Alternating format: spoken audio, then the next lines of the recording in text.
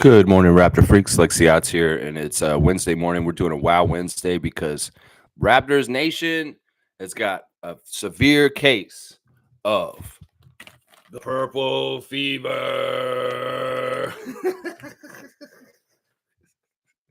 With all the purple this week, the purple pictures, the purple jerseys, the purple crying out for purple. You wanted purple, you got purple. That's the kind of stuff Raptors admins posted. I got my purple front black back on, baby. That's right. Number 7, Keon Clark. That's right. Look at the black back right there. Yeah, you can see it. I'll pull it forward. This is original from back in the day, 20 years ago. That's right. Purple front black back. We're represented. Got a purple hat on. That's right. That's right. Getting in purple fever. People that know watching this channel, that if Lex is wearing purple, that means we lost. That was the old way we've been doing things on this channel, but I guess I can't do that anymore because it's going to be a purple year this year a little bit, just with how many games are going to do purple jerseys. Still some Raptors fans are upset to see a chevron. Some Raptors fans are still upset to see red and white as the primary colors of the Raptors, and they want this all the time. I'm not with you guys. I'm not with you guys. These are great, and I'm glad to come back to these. And don't get it twisted. The Raptors jerseys can be very popular to sell this year across the NBA because of the Vince Carter connections with this jersey. And Scotty Barnes number 4 in this style. Ooh, hot seller this year. You know it's going to be selling like crazy. People going to want that Barnes 4 with the purple front black back. Yeah, it's on sale already now. I seen it. Somebody was posting in the chat. Bryce, thank you for posting in the chat. I see it's about $180 to get that jersey right there, Canadian. So, yeah, purple fever, baby. You got the purple fever? Well, Lex is wearing purple today. You know that used to be an indicator of very bad things on my show. I'd wear the purple on the days after we lost games. And, I really hope that us bringing purple back this season does not indicate that we are going to be a team with a very bad record, because that's what, once again, Raptors fans that are newer that love the purple fever, that's what I associate the purple with around the Toronto Raptors is not good stuff. And in some ways, it's fun. It looks cool. It's great to go retro. It's great to reminisce. It's great to relive the past in some ways. But y'all, if you weren't there and you didn't see how we were primarily the whole time we had purple jerseys, well, just shut up. Just shut up. Don't tell us we need to have them full time, please. Don't do that, younger Raptors fans that love the purple. Seriously. Oh my gosh. All right, let's see. Monica's in the chat first. Superfan Mo, good morning, Raptor Free Crew. 4 more days until Raptors preseason. Yes, 4. 4, as in Scotty Barnes 4, and as in Scotty Barnes did not travel to Montreal Monday. He's not there yet, but he will be there. I would guess he's going to be there by Friday for sure. But personal reasons. That's all they said, that Scotty did not travel with the team immediately after media day to Montreal to start training camp yesterday. He was not at training camp yesterday. And they're saying that he was exempt for personal reasons. Now, I'm not going to speculate on this in any kind of way other than, could it be something to do with his new child coming? Could it be something that he just really had to do that's really important and he got an exemption? Whatever it is, I'd like you, Scott, to follow the same schedule as your teammates and do all the things that they do. So please don't take any Kawhi time off, is what I would say, Scotty. I know probably that you have the late entry into the training camp because a very good excuse. So I'm not gonna read into this too much. I heard what Darko said at the practice interview yesterday, saying that Scotty's a smart player, and even if he comes to training camp a little bit later than the rest of the players, he'll catch up fast. So I believe that too. And also, it's not that Scott doesn't want to work. This man's been working hard all summer long. So it's not like that either. So there probably is a very, very good, valid reason for why Barnes is not in Montreal yet. But I would bet you that we're going to hear a tweet from Michael Grange or somebody in the next 24 to 48 hours that he has arrived in Montreal and he is with the team practicing at training camp right now.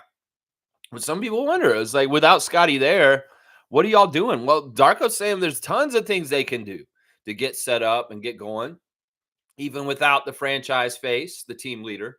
But yeah, get there, Scott. I know you probably have some sort of loose end you had to tie up, but get it tied and get your shoes tied and get out on the court and get training camp going. That's what I'm saying right there. Yeah, number 4 more days, baby.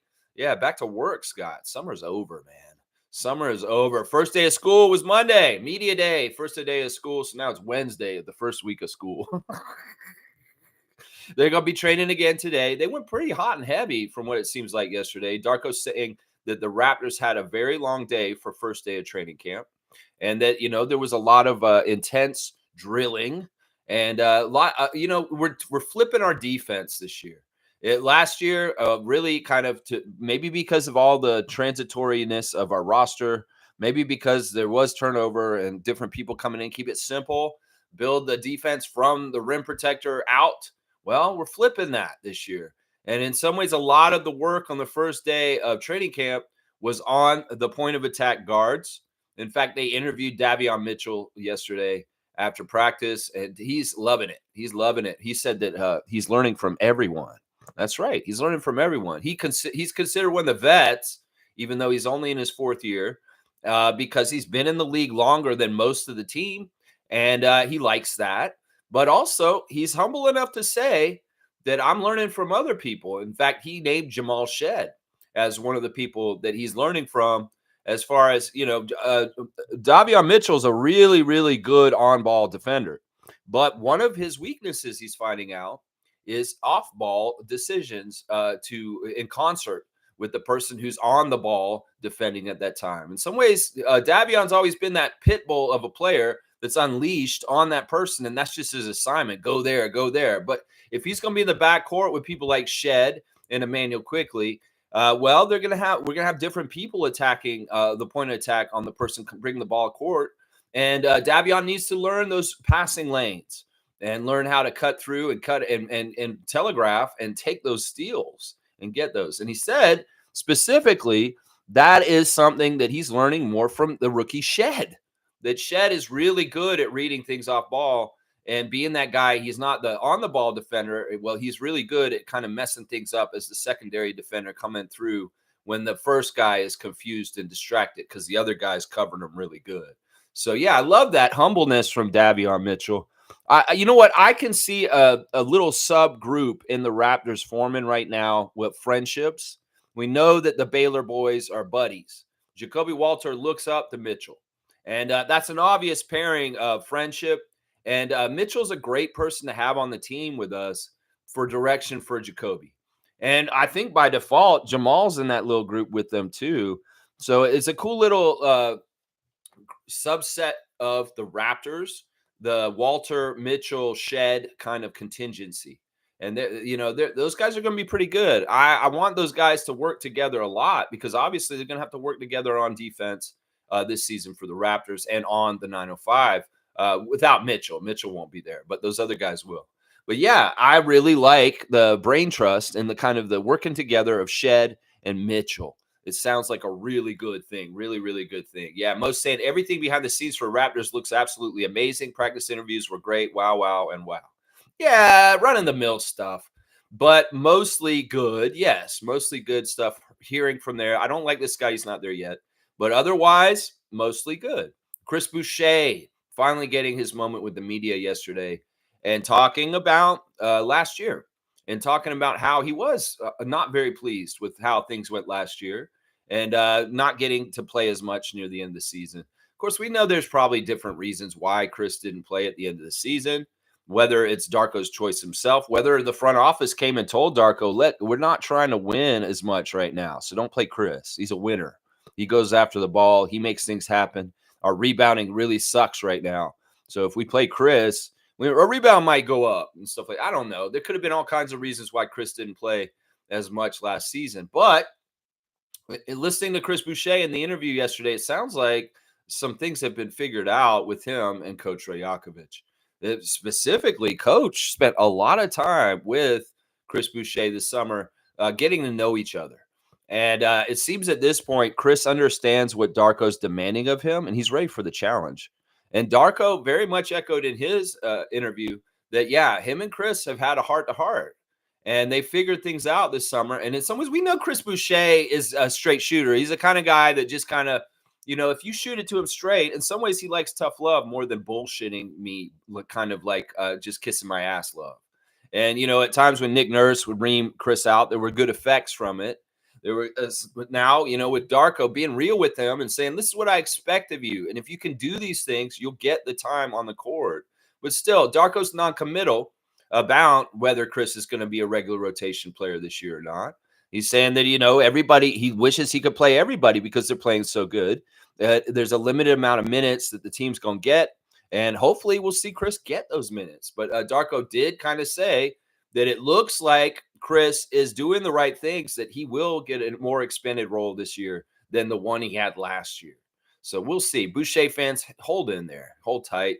And Chris is doing the right things. The communication is good. And Chris does really like Coach Darko. And Darko likes Chris.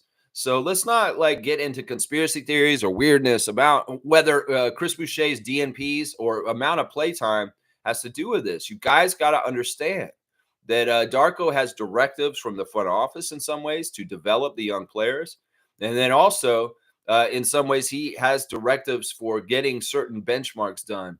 And Chris, hopefully, will fit into the frame where we can use him and utilize him. Chris also espousing on gratitude, just to be quite honest. Chris is a smart guy. NBA career already, and he said that yesterday. He said, guys don't average very long in this league. They'll get like a certain amount of time, and I've had a long time in the league, and I've won championships. And he's recognizing this. There's guys in this league that have never won championships, and they never win a championship. And there's guys who get in this league and they never have a long career. They're like 3 years, 4 years, and they're out. And look at me. I've got a long career. I've got 2 championship rings. So I need to feel blessed, even if the young Chris Boucher who came in the league had designs on a certain idea of what his career would be in the NBA. He wanted to be Kevin Durant. Let's just be honest. That's what he said. But that's not realistic. In some ways, to be in the NBA, to be Kevin Durant, well, you got to be Kevin Durant. And in the league, if to stay and hang around for this long, you can ask Thad Young or Garrett Temple. It takes a lot. And Chris, well, he understands a bit more about that, a little bit more about that with age and wisdom. And that it can't always be self-centered and just worried about me. Do what you got to do. Stay prepared, stay fit, stay ready. And that's what Darko said. That's what Chris has got to do. He's got to stay ready, because I may be calling his 25 to come in the game and do some energy work for the Raptors and get some rebounds. That's pretty much what Darko said for sure there. So, yeah, he even called Chris a great defender. So he does think that Chris is a good defensive player. And Chris understands more outside of his ego what his role is in the NBA, and he's okay with it. He's in some ways got a new level of gratitude and understanding that just being in the NBA is a pleasure, and a gratitude for that. It goes a long way.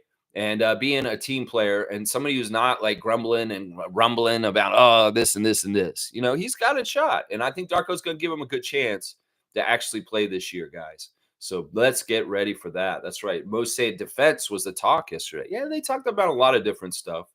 But yeah, there was some centered stuff around the defense and the point of the attack, the MIG, all that kind of stuff going on right now. That's right. Most saying Marquise Noel signed with the Rockets on a training camp deal. That's great news. I'm glad to hear that our guy Marquise has found a spot. Of course, let go by the Raptors 905. Gone to Washington to play on their summer league team this summer. Well, he's found a spot on the team with Fred VanVleet on the Rockets. Now, Marquise, that's a long climb to get to where VanVleet is. But you know what? If anybody's going to make that training camp roster and make the opening day roster, you go for it. I don't know, man. It's going to be tough. In some ways, this is just the hard reality of the league and how difficult it is to stay in it, Marquise. You could have this big ideas of being the greatest Raptor in the history of Raptors, but now you're a Rocket, my guy, and you're not even a guaranteed Rocket.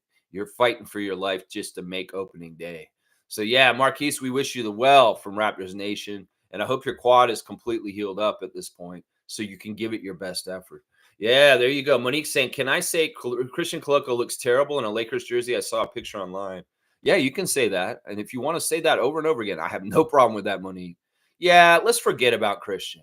In some ways, Christian is not really that important to Raptors world in any kind of way at this point. Sure, he was a rookie for us. He played a rookie year, and then just really sad, stupid stuff happened, and it's sad and stupid for him now that he's in that circus sideshow called JJ Redick's Lakers.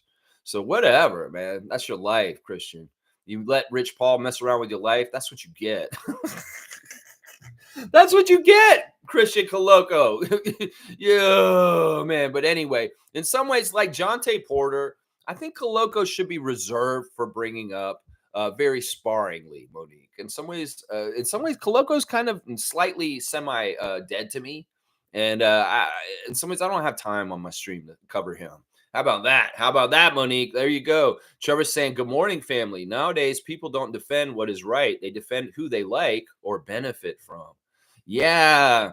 Yeah. What is the Bob Marley song where he says to hurt all mankind just to save his own? Yeah, there's a lot of that going on right now. This is the problem in the world. That if a problem does not affect you personally, you maybe don't care about it. But there are a lot of very serious problems hurting a lot of people out there, and a lot of people turn a blind eye because, well, it doesn't bother me because it doesn't affect me. Well, this is the sad thing that someday these things could affect you, and if you don't do anything about it now, well, it's a slippery slope, and they could affect you even worse later on. He's like, oh crap, they were just supposed to do this to this group because I hate this group, but now they're doing it to me too. Yeah, that's what I'm saying. So listen, have some empathy, have some humility, and have some sensitivity to the suffering of other people in this world, and try and help them, even if you have nothing in common with them, even if you have no threat for dealing with what they deal with. So yeah, that's the way it is, Trevor. It's like, come on, the world is that big happy family, and we need to be looking out for each other like family. And in some ways, there's not humanistic people out there. There's greedy people, and all they care about is this, or being in a cult of personality for an orange man that lies all the time.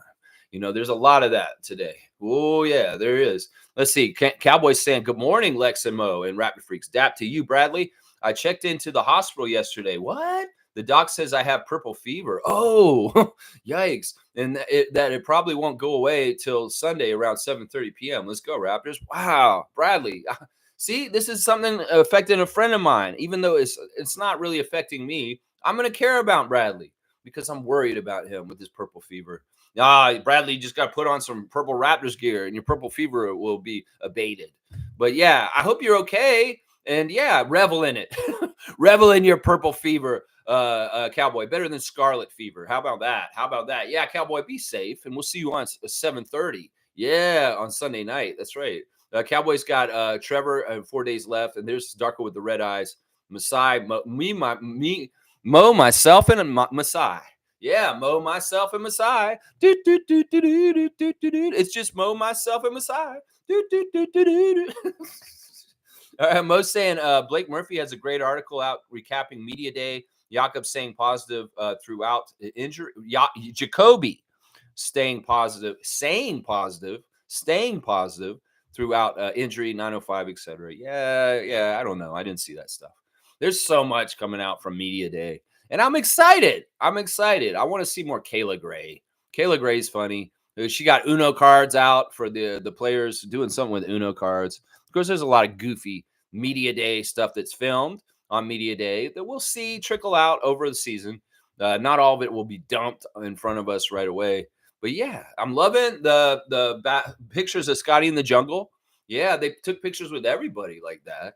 Let's go look at the Instagram stories. Why not? Let's go look real quick. First of all, Shamshay has posted the tribute that the Raptors put out for Mutombo yesterday.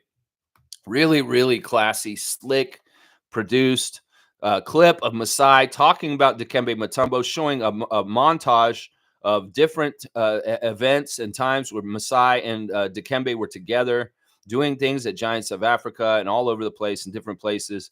Really, really well edited, put together. And Masai's message and his heartfelt speech during it, and you see him at the end. Oh, man, so powerful. What a beautiful, beautiful clip. And I love that the NBA is doubling down on Masai's impromptu eulogy and talking about Dikembe on Media Day. They put it on blast. And honestly, all over the place, I'm seeing a lot of respect for Masai's sensitivity in mourning the passing of the great legend Mutombo. And I think that it's just really awesome that in some ways, Masai is the guy who's kind of really been the center of a lot of the NBA talking about Mutombo in some ways. Like, what's his name? The football player, Henry, talking about Masai, talking about Mutombo and his relationship also with Mutombo. Yeah, Masai's in the spotlight right now, partly because of his friend's passing. And he's handling it so gracefully and doing it respectfully and justly for the great Dikembe Mutombo. And I love seeing Shamshe knowing about this history, knowing about the importance of Mutombo because he was touched by him in his life also. And that he is reposting the Raptors official tribute to Dikembe. So good stuff, Shamshe. And there he is walking down the street. I don't know if he's in Montreal. There's Shamshe and some friend of his. He's filming him. I don't know, some kid on the street maybe saw him. There's the Norman Powell with the new Clippers logo stuff, the new Clippers jerseys. Very interesting. Norman's getting into the grind. He understands it's about to be another 82, and it's a grind that he has to understand. Gary Trent Jr. posted something really nice on Twitter yesterday, guys. I know that they just did media day in Milwaukee, and he's showing up and wearing the green for their team now on the Bucks. But Gary wrote the nicest message to Raptors fan nation on Twitter during media day, which was crazy. And I was so proud to see that. And I think it's awesome. Let me go find it actually, because I want to read it. I do want to read it word for word because it was really awesome. This is what Gary Trent Jr. wrote to us on media day. To my Raptors community, no better community than this one. Through the highs and lows, the Raptors community has always been there for me. No matter the task, no matter the difficulty, they found a way to help me at my lowest. And I thank everyone for that. Thank you, guys. That's awesome. And that's pure Six love. And Gary, you and your dad are a legacy in the Raptors franchise. And honestly, you guys are good forever. Seriously, this is somebody who understands legacy. Gary Trent Jr. with a legacy, playing him after his father for the same franchise. And Vince, man, you don't understand legacy, my guy. Gary Trent Jr. does. And man, he's always going to be good up here. Gary, you always have a key to the city up here. Now, just don't kill us when you're playing for Milwaukee now. Please. Please don't kill us. Don't beat us so bad. Yeah, he's reunited with Dame Lillard. And there they are in the training camp from yesterday. We see Lillard and Trent back on the same team. That's right. There you go. Kelly Olynyk has got that 41 in the jersey that I'm wearing right now. And yeah, he's spot rocking it. There he is in training camp. We see him going up against Oshai. In training camp, a little shot from training camp. There's the sushi. It's like he heard my trivia this week. It's like, who posted sushi on Instagram recently? Well, he's done it again yesterday. This is a big old platter of good sushi. I can see it. Kelly, you are a sushi connoisseur, and you have my heart for it because I'm a big-time sushi guy too. And man, that looks good, Kelly. That sushi you got on your Instagram right now looks so good. Oh my gosh, you're making me hungry. It's early for sushi though. Also, Scotty, this is really interesting. Scotty posted Kelly in the purple front blackback jersey in the Raptors jungle set, standing on a rock and kind of, I don't know what he's doing, what pose he's doing. Is he trying to do the Vince Carter between the legs? It's not exactly right. But Scotty posted him and said, Kelly. And then Kelly reposted Scott's post with the salute. So I like to see this. In some ways, Kelly and Scotty haven't had very much overt bonding through any kind of thing. Like I know they have as teammates behind the scenes, I'm sure. But seeing Scotty recognizing Olynyk and Olynyk reposting Scotty, this is good. This is good. This is a good thing, guys. Davion Mitchell showing off his 45 in the Raptors chevron. He's not got the purple fever. He's still rocking the regular jersey. And I respect that, Davion Mitchell. That's right. 45 is not a bus anymore. It is an off day. There you go. WNBA Toronto president Teresa Resch is talking about creating our identity. What is the mascot? What is the nickname? What will people chant? What will fans call themselves? What goes in a merchandise? What goes on the merchandising? How will they refer to a player? There you go. They got to figure that out with their short list right now. That's the stage that the WNBA Toronto team is at. They've got a short list of names, and they're vetting them for these kind of things. What would be the mascot? What would our fans be called with this nickname? Yeah, that's important stuff. And I'm glad they're really thoughtfully and mindfully figuring this all out for our new WNBA franchise in Toronto. It's so exciting. I'm really, really excited. There's the Scotty post of Kelly. Kelly, yeah, it's cool. And Kelly in the old school jersey as a kid, he saw those jerseys. That's right. He went to the Vince Carter camp, and now he gets to wear the Vince Carter purple front blackbacks. And everybody crying out for, where's the dinosaurs? You casuals. We wore the dinosaurs at 20th and 25th anniversary. It's 30th anniversary. And we're past the early expansion years of recapping. You got to think about this way. When's the next anniversary after this? 40th? Yeah. So the 40th anniversary will probably wear like a red Chris Bosh Raptors jersey. Yeah. Think about that. Seriously, we got to go through the old days as they go. And we already did the dinosaur jerseys for our anniversaries in 20th and 25th anniversary. So don't get it twisted, Raptors fans. It's a journey through time, Jurassic times. And you got to just let the jerseys come out in order. And we're at the point where we're about 2001 for our jersey right now. So yeah, just let it happen, please. All right. Slim Duck hugging Quincy Guerriere. And we got look at the Montreal guys are back in Montreal for camp, and it's a beautiful thing, and that's awesome to see two Montreal kids from that city in the training camp there. It is a really special thing for Chris. It's doubling back and getting what was supposed to happen before done this time, because he caught the COVID and he missed the trip to Montreal last offseason, last preseason. So he didn't get to be the ambassador at the game that he was supposed to be the ambassador at. So this year he will, and that's a fantastic thing. Chris, in some ways, is the belle of the ball and the center of the attention for the Raptors, being the guy from Montreal where they're having the training camp right now. There is an open practice later this week, so check it out, y'all. There you go. Chris is also saying, don't get me no 2K25. I like Louis Vuitton, just like you, bitch. So he's saying he don't want to play no 2K. Just buy him Louis Vuitton.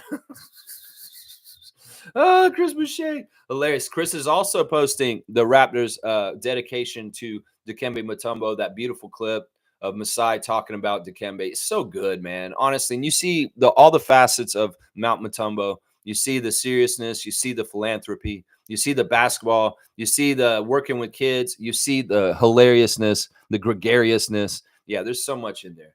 Brandon Carlson and DJ Carton, a budding bromance. Now that we see Brandon has posted them together, and then DJ Carton posted them together, and then Brandon posted them and them together. So it's like they're doing like the 3 posts of the same picture.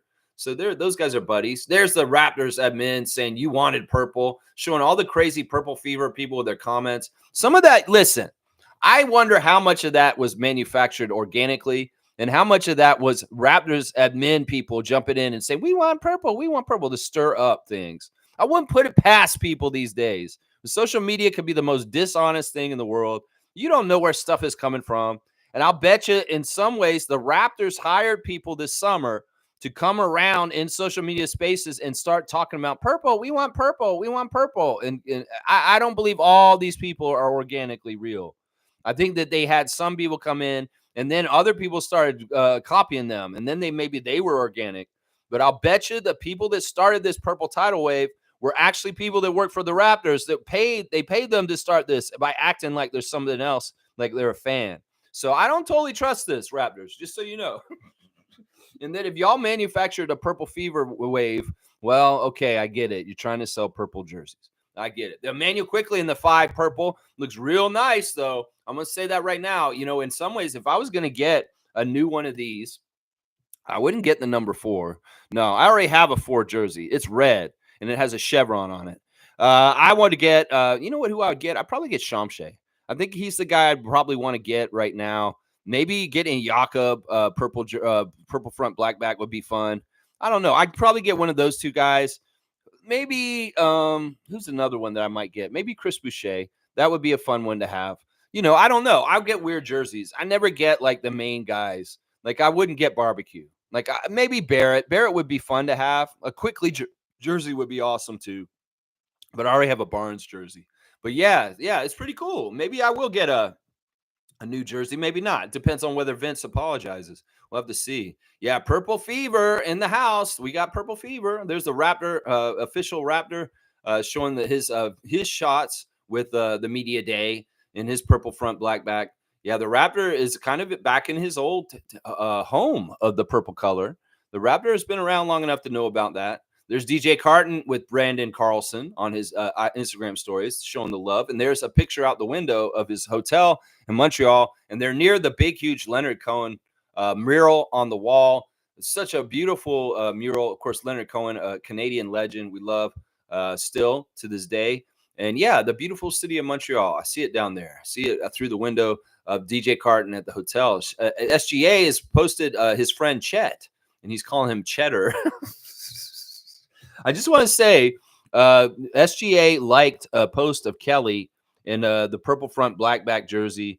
So I'm like, that's Toronto confirmed, right?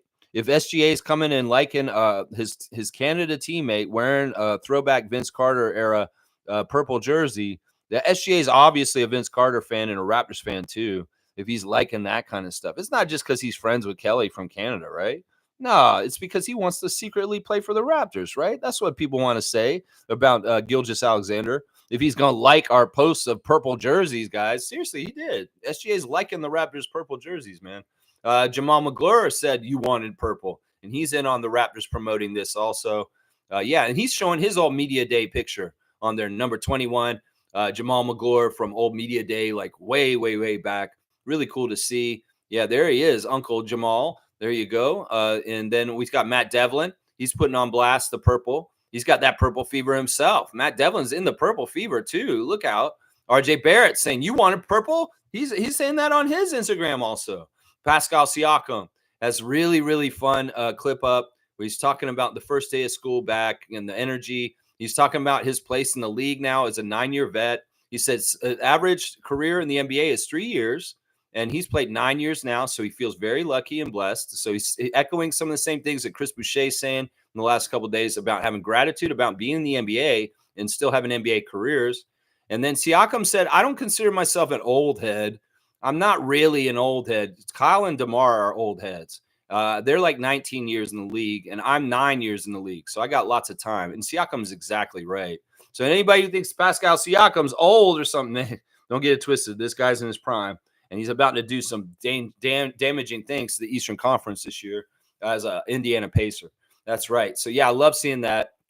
Also, I love this. Siakam posted a little clip of Steve Kerr and Chris Paul waving at each other and then making like Chris Paul like frowning as soon as he turns his back from Steve Kerr. And in some ways, that says so much about the Warriors last year and this situation now with Chris Paul being on the Spurs. And also, it says so much about the NBA and how people will be fake nice to each other's faces where they actually secretly hate each other. So that's really interesting. Chris Paul is a really cool dude. And it's funny because Popovich has come out recently and said, having Chris Paul on my team is great because I've hated Chris Paul for years, is what Greg Popovich has said. He's hated him for years, is what he said. Hilarious. All right, let's see. Raptors 905 is still in the jersey competition, y'all. Our Lunar Dragon jersey is killing it. And keeps going on and on. Should they advance against the Maine Celtics plaid, weird, dumbass looking jersey? Yes. So get in there and vote for our Raptors 905's Lunar Chinese New Year jersey. It's absolutely fire, and it deserves to win. And honestly, I don't think it's even Raptors 905 fans that are carrying that jersey. I think general G League fans are like, yeah, that jersey's badass. In fact, the Raptors are getting a lot of respect for their jersey creations recently, especially with that Vince Carter Raptor Dunk City Edition jersey we got coming out this year. People are very happy to see this jersey back. And people are like, oh, that old Vince Carter purple front black back. And now our Lunar New Year jersey in 905 is getting respect from general NBA fan in that bracket competition because it is a beautiful jersey. It is very, very interesting and unique. And, there may not be a better jersey in the G League, honestly, the 905's Lunar New Year jersey. There you go. There's the Instagram stories for this morning. We got purple fever is basically what that Instagram was telling me. Yeah, a lot of purple fever. Oh, my gosh. Get to the hospital, just like Cowboy. Yikes. Yeah. Let's keep going. Cowboy saying, I was just looking and someone hooked me up with a membership. Whoever it was, I love you. You bless your soul. Let's go. Yeah, I believe that was David. It is either David or Tom. Those are the two people that have been handing out the memberships recently. Monique saying Kate Burness one-on-one with Bobby yesterday. Yeah, very good interview. I like that interview. That was one of the better interviews from Media Day. I felt like Bobby handled the Vince Carter question very well. He kind of sidestepped it. This still is a very big thing that everybody's talking about, even on mainstream media like Yahoo's front page. Not necessarily the best place to get your news, just so you know. There is an article on the front page of Yahoo Canada talking about how this Vince Carter retirement jersey ceremony is not a slam dunk, that there is a huge contingency of Raptors fans like myself that reject the notion of retiring Vince Carter's jersey on November the 2nd. And, this is just something that they're still trying to smooth over. I think that Vince failed last Friday to smooth this over himself by his own words. And now the Raptors organization is still trying to get the people like me that do not agree with retiring Vince Carter's jersey before Kyle Lowry's okay with this. And Bobby very much adamantly expressing to Kate Burness, Kyle Lowry's jersey is going to get retired and it will be going up there. In fact, it may happen almost immediately after he retires. So I love hearing that from Bobby. And he's not really, in some ways, they're being very light about with this. Of course, we're going to talk Vince Carter because he's going to the Hall of Fame. He's going to get his jersey retired. We're going to do a ceremony for him on the 25th anniversary of his dunk competition. But also, at the same time, the Raptors are kind of on the down low distancing themselves from the whole Vince Carter thing because they do understand Vince is toxic and that in some ways, they're turning off fans like me by over pushing him. The product of the Raptors is on the court that actively plays right now. And this Vince Carter love train is fine. It's a sideshow. It's on the side. In some ways, it's just gimmicky. And I'm not fully with that. So I'm happy that we more focus on this. Of course, there's going to be questions. People are going to keep asking questions. Oh, Vince Carter, how did he have an influence on you, Grady Dick? And all this kind of stuff. But it's like, who cares? Let's move on. Let's talk to them about their current playing, the present day Raptors and what their plans are in rebuilding. But yeah, the overemphasis on Vince, it can come to a certain point. And I think that in some ways, the Raptors organization understands this, and they're trying to maybe not put him so in our face. And some of the ads that we're seeing for the purple jerseys and the throwbacks, we're seeing Tracy McGrady's face, Charles Oakley's face, Muggsy Bogues' face, Del Curry's face, instead of just Vince's face on everything. Vince is in there. We see his face too, but they're going around and showing all the Raptors from that era, like Alvin Williams, also JYD. So that's good because in some ways, water down the Vince content. Seriously, you're giving him the events, but in some ways, this isn't like the Vince Carter love year. It isn't, even though it seems like it is already. Yeah. Most saying Scotty is not with the team for personal reasons. Yeah, we went over this, and I have no idea what they are. I hope they have nothing to do with an injury. I hope they have to do with good things. And I hope that Scotty gets his ass to Montreal as soon as possible, is what I'll say about that. Yeah. But we'll rejoin them. Not worried much. Yeah, Darko's not worried either. That's the whole thing. Ask Darko, and Darko say, oh, Scotty's smart. He'll figure it all out real quick. And it's not like he's a slacker. He's going to show up and he's going to put in that work. He'll catch up and we'll be fine. That's right. Cowboys got Mo on blast. I love to see that. Mo's talking about Eric Smith interview with Grady. Yeah, there was some little short Instagram little clip. I barely watched it. In some ways, Eric Smith saying something about you've kind of been pigeonholed as a shooter. And then Grady actually says, yeah, because of my color, everybody thinks that I'm just a shooter. Yeah, I mean, Grady, you're awesome. You build yourself up. You're awesome. And we're hoping really good things for you in your second season. And Eric Smith, you're a class act. We love you, Eric. Thanks for checking out the show when we did the Share the Love Club for you, man. So all good things to both those guys, both Eric and Grady Dick. Yeah. Trevor's saying, good morning, Cowboy. You have purple fever. Yeah, I do too. I got a little bit. I wanted to find my old Purple Fever shirt. I'm going to find it, and y'all will see it at some point. I have so many Raptors gear and stuff from decades of Raptors fandom. And my old Purple Fever shirt from like 2001 is somewhere around here. It's got this exact logo on it. And when I find it, I was trying to find it today because I want to wear it. Well, I was like, I can't find it. I'll wear the Purple Fever jersey that's going on right now.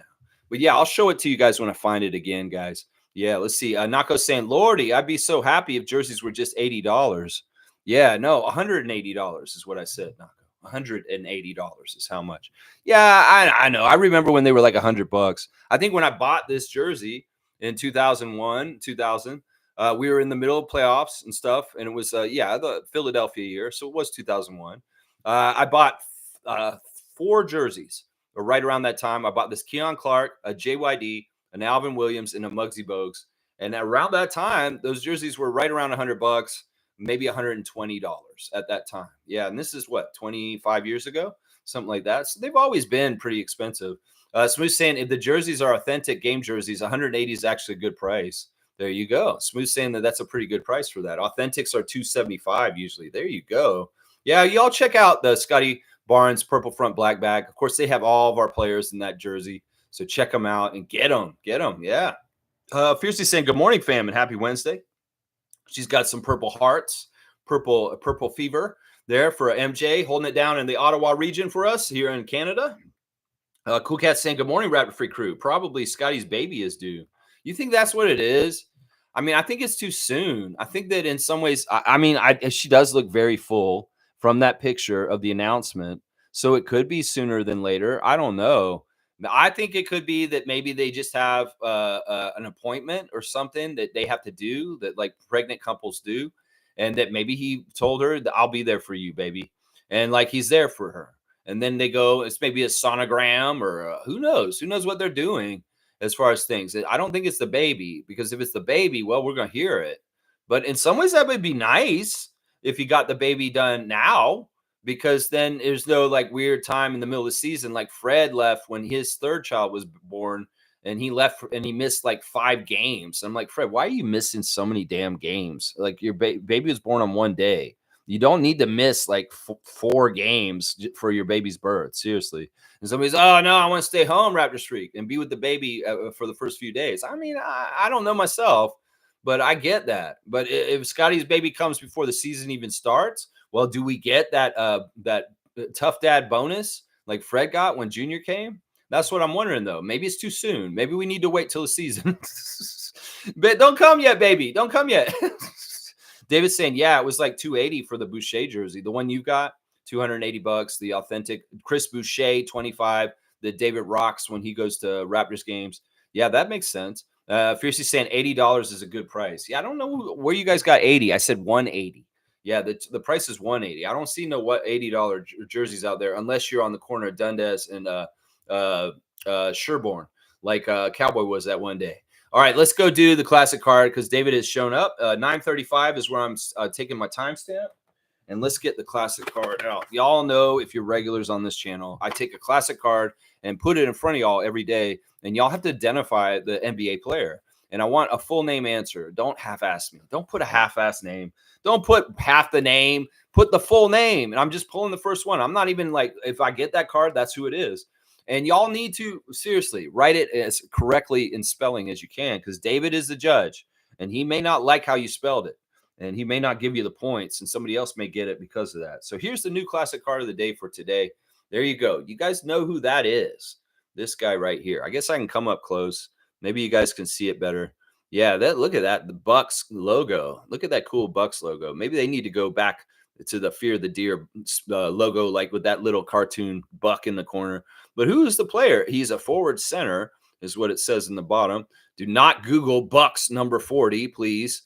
Just go ahead and get it off the top of your head. If you're an old head and you know who it is, like Smooth, you can just write it in. And if you don't, well, just guess for fun. And if you can make a comical guess, sometimes it's funny. You can get a dunk maybe if you're really funny about a comical guess. But yeah, the points are all added up. And the person who has the most Raptor Freak trivia points at the end of the season, when somebody gets a Larry O'Brien, will get the trivia name on the trophy behind me in the corner. No answers yet. Where are the answers, guys? Nobody knows who this is. This guy's actually pretty infamous. He's somebody that is not just somebody that nobody knows. Yeah, you know it. Smooth, you got it. It is Frank Brakowski.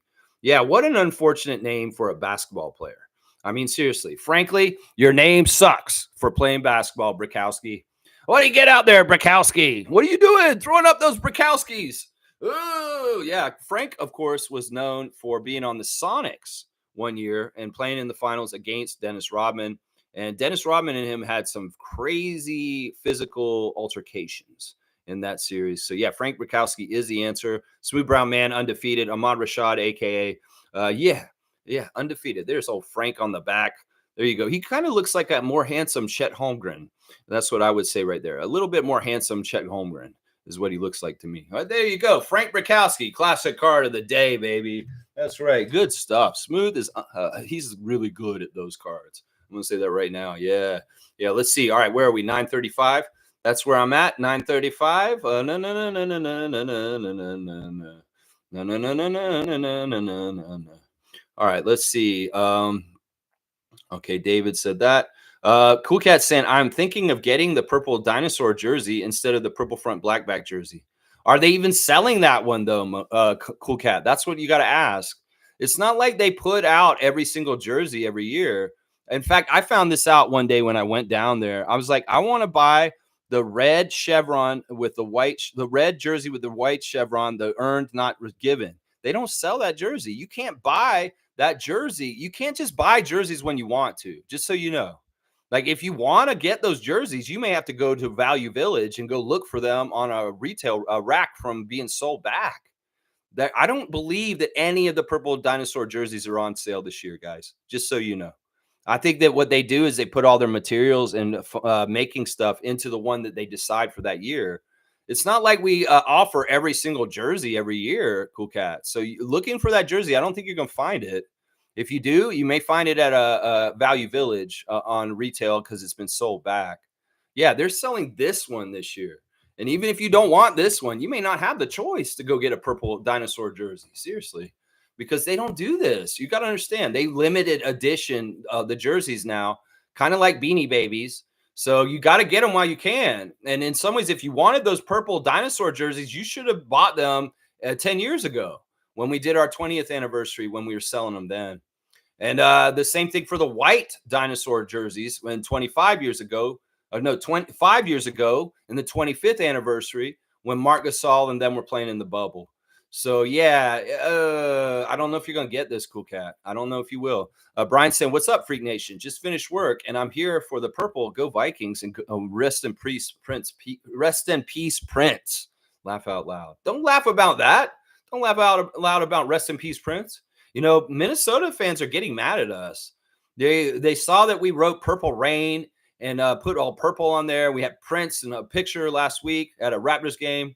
You know, they are very like proprietary, and they're kind of like, y'all are encroaching on Minnesota stuff. Because Prince's Minnesota icon, Purple Rain, that's Minnesota stuff. They're literally Timberwolves fans coming onto Raptors posts and saying, what are y'all doing? This is us. We're purple. And in some ways, they're getting mad at us for this, Brian. Did you know that? You're getting mad at us for coming into their color schemes. But yeah, Brian, I saw that you tried to message me. We'll figure things out. I'm going to show up on To The Point, guys, very soon. I got to do a taping of the show with Brian. His YouTube channel is fantastic. Covers the Raptors and Canada basketball all over the place. So check out T.O. The Point, hosted by Brian. Fantastic show. Seymour saying, happy hump day. Get your hump on. Okay, Seymour. All right, then. Trevor saying, Liberty up 2 games on the Las Vegas Aces, and the Lynx and the Sun are tied 1-1. That's great. WNBA action. Fantastic stuff. Very shocked to see the Liberty handling the Aces like this year. The competitor that Becky Hammon is like, wow, this is crazy. They have Aja Wilson. They're the defending champions. And, well, the Liberty are getting their get back. And in some ways, this is symbolized by the growing of Sabrina Ionescu. She has gone to a new level as a young player, and she's really going into it. The dominance of Breanna Stewart, too, is absolutely fantastic. So this is a big deal. If they win the next one, the Aces are out, and there will be a new WNBA champion.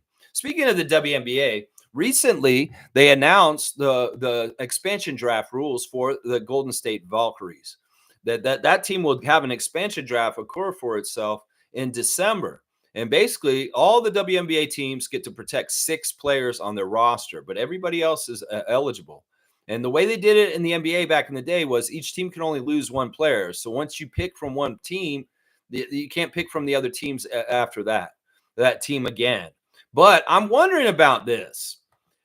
In some ways, I'm already suspicious of the WNBA gaming the system for the Valkyries compared to our unnamed WNBA team and the Portland unnamed WNBA team. If the Valkyries came in a year earlier than the two teams that I just named, Portland and Toronto, they get an expansion draft by themselves and they get to pick by themselves. And that's unfair because I have a feeling what's going to happen is Toronto is going to have to pick with Portland at the same time. And that is really unfair if you really think about the logistics of it. As far as Golden State Valkyries get a clear path to pick whoever the hell they want that isn't protected. Meanwhile, we're going to be picking every other with Portland to pick who. That doesn't seem fair, WNBA. And in some ways, hopefully you have a system that will make it seem fair. It'd be ideal if you brought everybody in 1 year at a time. Like if we could come in next year and do our expansion draft by ourselves without the Portland WNBA team, that'd be fantastic. Because in some ways, I am watching for fairness. And some people may be casuals and they're not looking for this, but I'm going to look at this and say, are the Golden State Valkyries getting an advantage already because they're the only team in their expansion draft? And will we be sharing an expansion draft with the Portland franchise? I don't think that's fair. I don't think that's fair, WNBA. And I'll call bullshit if you guys don't hold this in a better way. It's much better to bring teams in as pairs. And in some ways, I wish we were further along so that we could be in this expansion draft and starting up next season. But, Ed Rogers fucking up our bid with MLSE and then Kilmer coming around and saving it. That may be the difference right there. It could very well be we should be doing our expansion draft with the Valkyries if MLSE had not rejected the WNBA. And that time that it took for Larry and Kilmer Group and Teresa to catch up means we're pushed back a year. So that sucks. In some ways, it could be that Ed Rogers denying the WNBA to become part of the MLSE family is going to really hurt that WNBA team in a side way because of a delay. And that sucks. I hate that so much. Yeah, Kareem saying Neon Moon got the purple fever. My doctor gave me a needle yesterday and purple blood was leaking. He wanted to call an ambulance, but I told him no. I'm a Raptors freak. That's a saga. That is a saga. Oh my gosh, what a saga. Man, I could see that too. I could see Kareem having like purple blood squirting out of his arm. That's so amazing. 330 for you, Kareem. 330 dunks. Yeah, you cleaned up on Monday, honestly. You were under 300 like last week. You're at 330 all of a sudden because you went crazy on Monday. And that Raptors freak showing up at the media day. Oh my gosh. Fierce is saying, yes, Trevor, WNBA playoffs are extremely entertaining. This is great. They caught the attention of the world through people like Angel Reese and Caitlin Clark. And now they're taking that ball and running with it and keeping that attention on them. That's so good. David's saying Boucher's DMPs last season mean nothing. We weren't trying to win games. We were trying to see what other guys can do. Boucher's my guy, but he's known quantity. Why risk injury? Yeah, I think Chris is in a really peaceful place. I don't think he has angst about the situation. In some ways, he understands. There's a lot of guys in this league like Garrett Temple that stay in the league, stay on a salary in the NBA, stay in that NBA life, but they may not be used totally as much. And in some ways, there's a really good place in the league for guys like that, especially if they're guys that are not causing waves for not playing, but they're still being good vets and they're still working hard and staying ready. And that's kind of where Chris is right now in his career. We can't expect everybody to just have a career that goes just like DeMar DeRozan. No, in some ways, you're going to have a career like Vince Carter. Yeah, like Vince Carter. Yeah, so Chris, just be happy you're in the club. Just be happy you're collecting the check. Just be happy you're wearing an NBA jersey. In some ways, that's the gratitude that Chris has found recently. And I think that he's grown a lot this summer. And I appreciate Darko talking to him so much and taking a special interest in him this offseason, because in some ways, this is great. Chris has bought in and Chris understands the challenges in front of him. And there's no bullshit. In some ways, Darko's probably been shooting him straight and saying, look, this is what you've got to do to get this from me. And if you do it, I will reward you. And I don't think Darko's full of shit when he tells Chris stuff. He's going to shoot it to him straight. So I'm all about it, man. I'm all about it. Kareem saying, David, us 100% right. That's 100% right is what he's saying. Listen, that's what it means to be a pro. Being a pro is doing the role that your team and your coach wants. It's not trying to be the next superstar in the league. Some of these guys find that out younger in their career, and they're like, damn, I'm not going to be able to be who I thought I was going to be. Well, you got to be who you can be. And in some ways, if you're not figuring out who you can be in the NBA to stick around on whatever it is, one skill or one thing you do really well, well, you're probably not in the league anymore, is what I'm saying right there. Yeah, yeah. Cool Cat saying Marquise could learn a lot from Fred if he makes it. Hope all goes well. He's under a good coach. All right.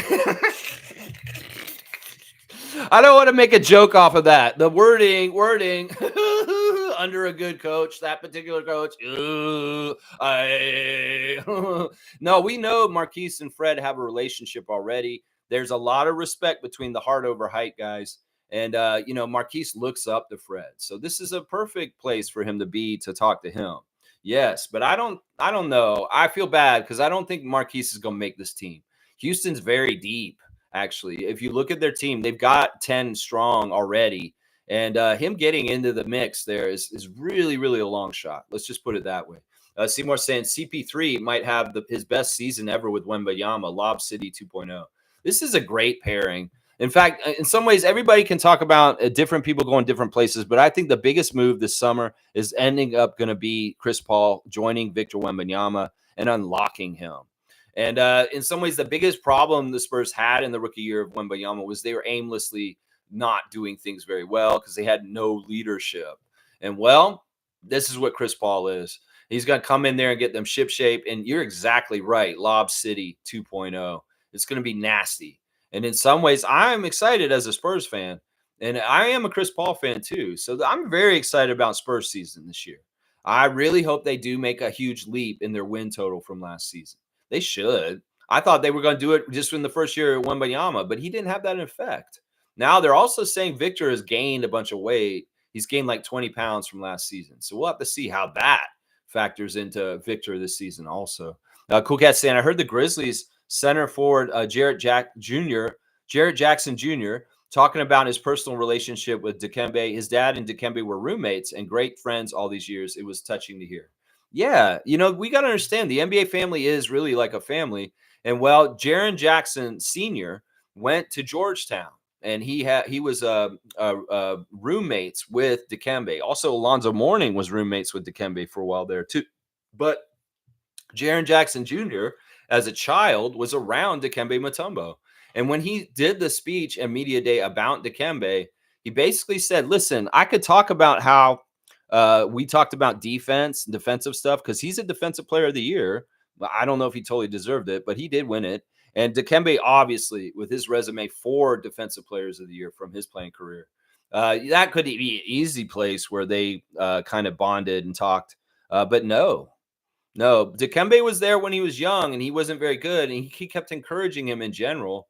And in some ways, Jaren Jackson Jr.'s mentorship from Dikembe was as a person and as a man.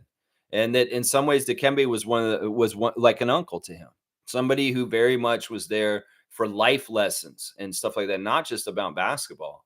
And you could tell he was shook by the passing of Dikembe. He really was. And like that, there's a lot of raw emotion by different people around the league about Dikembe's passing. And that shows just how powerful and amazing and influential he was.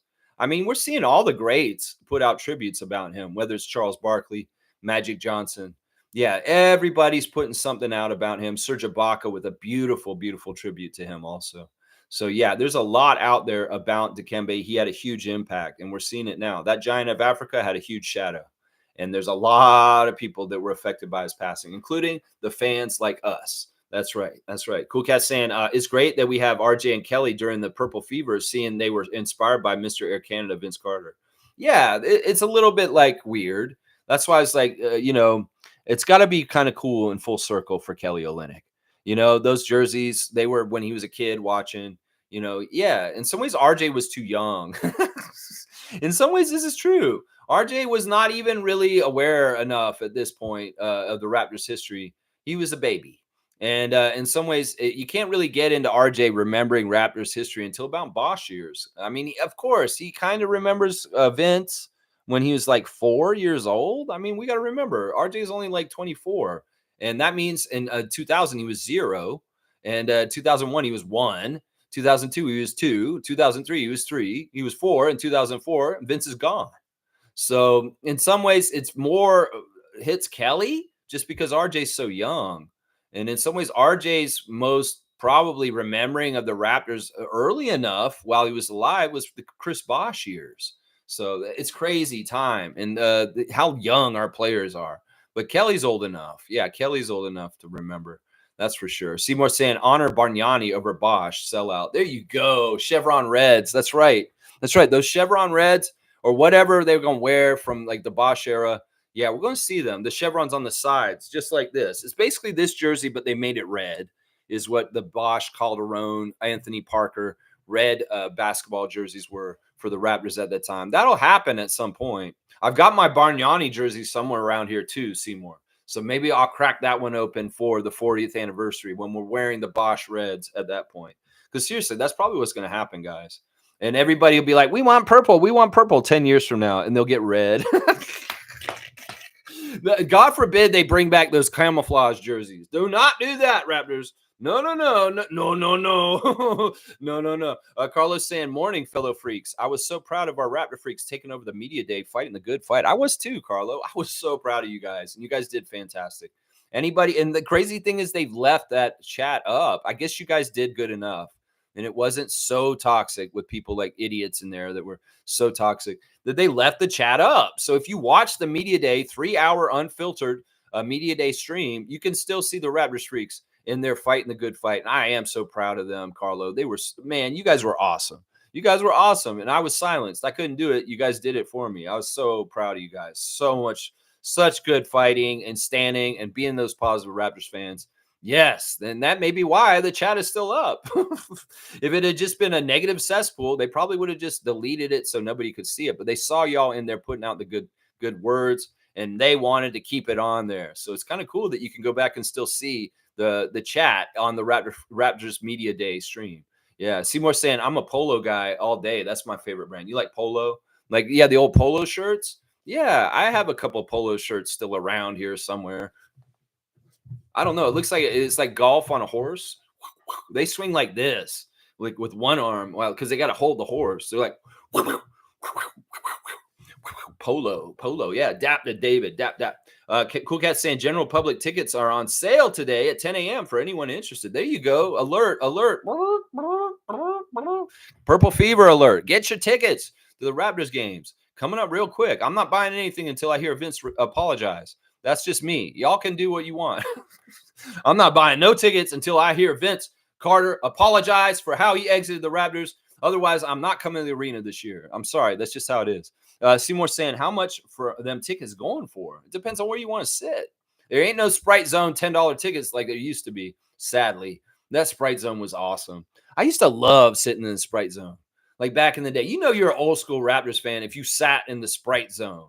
And you sat up there and you got those $10, $20 tickets from back in the day. Ooh, what a great section of the arena.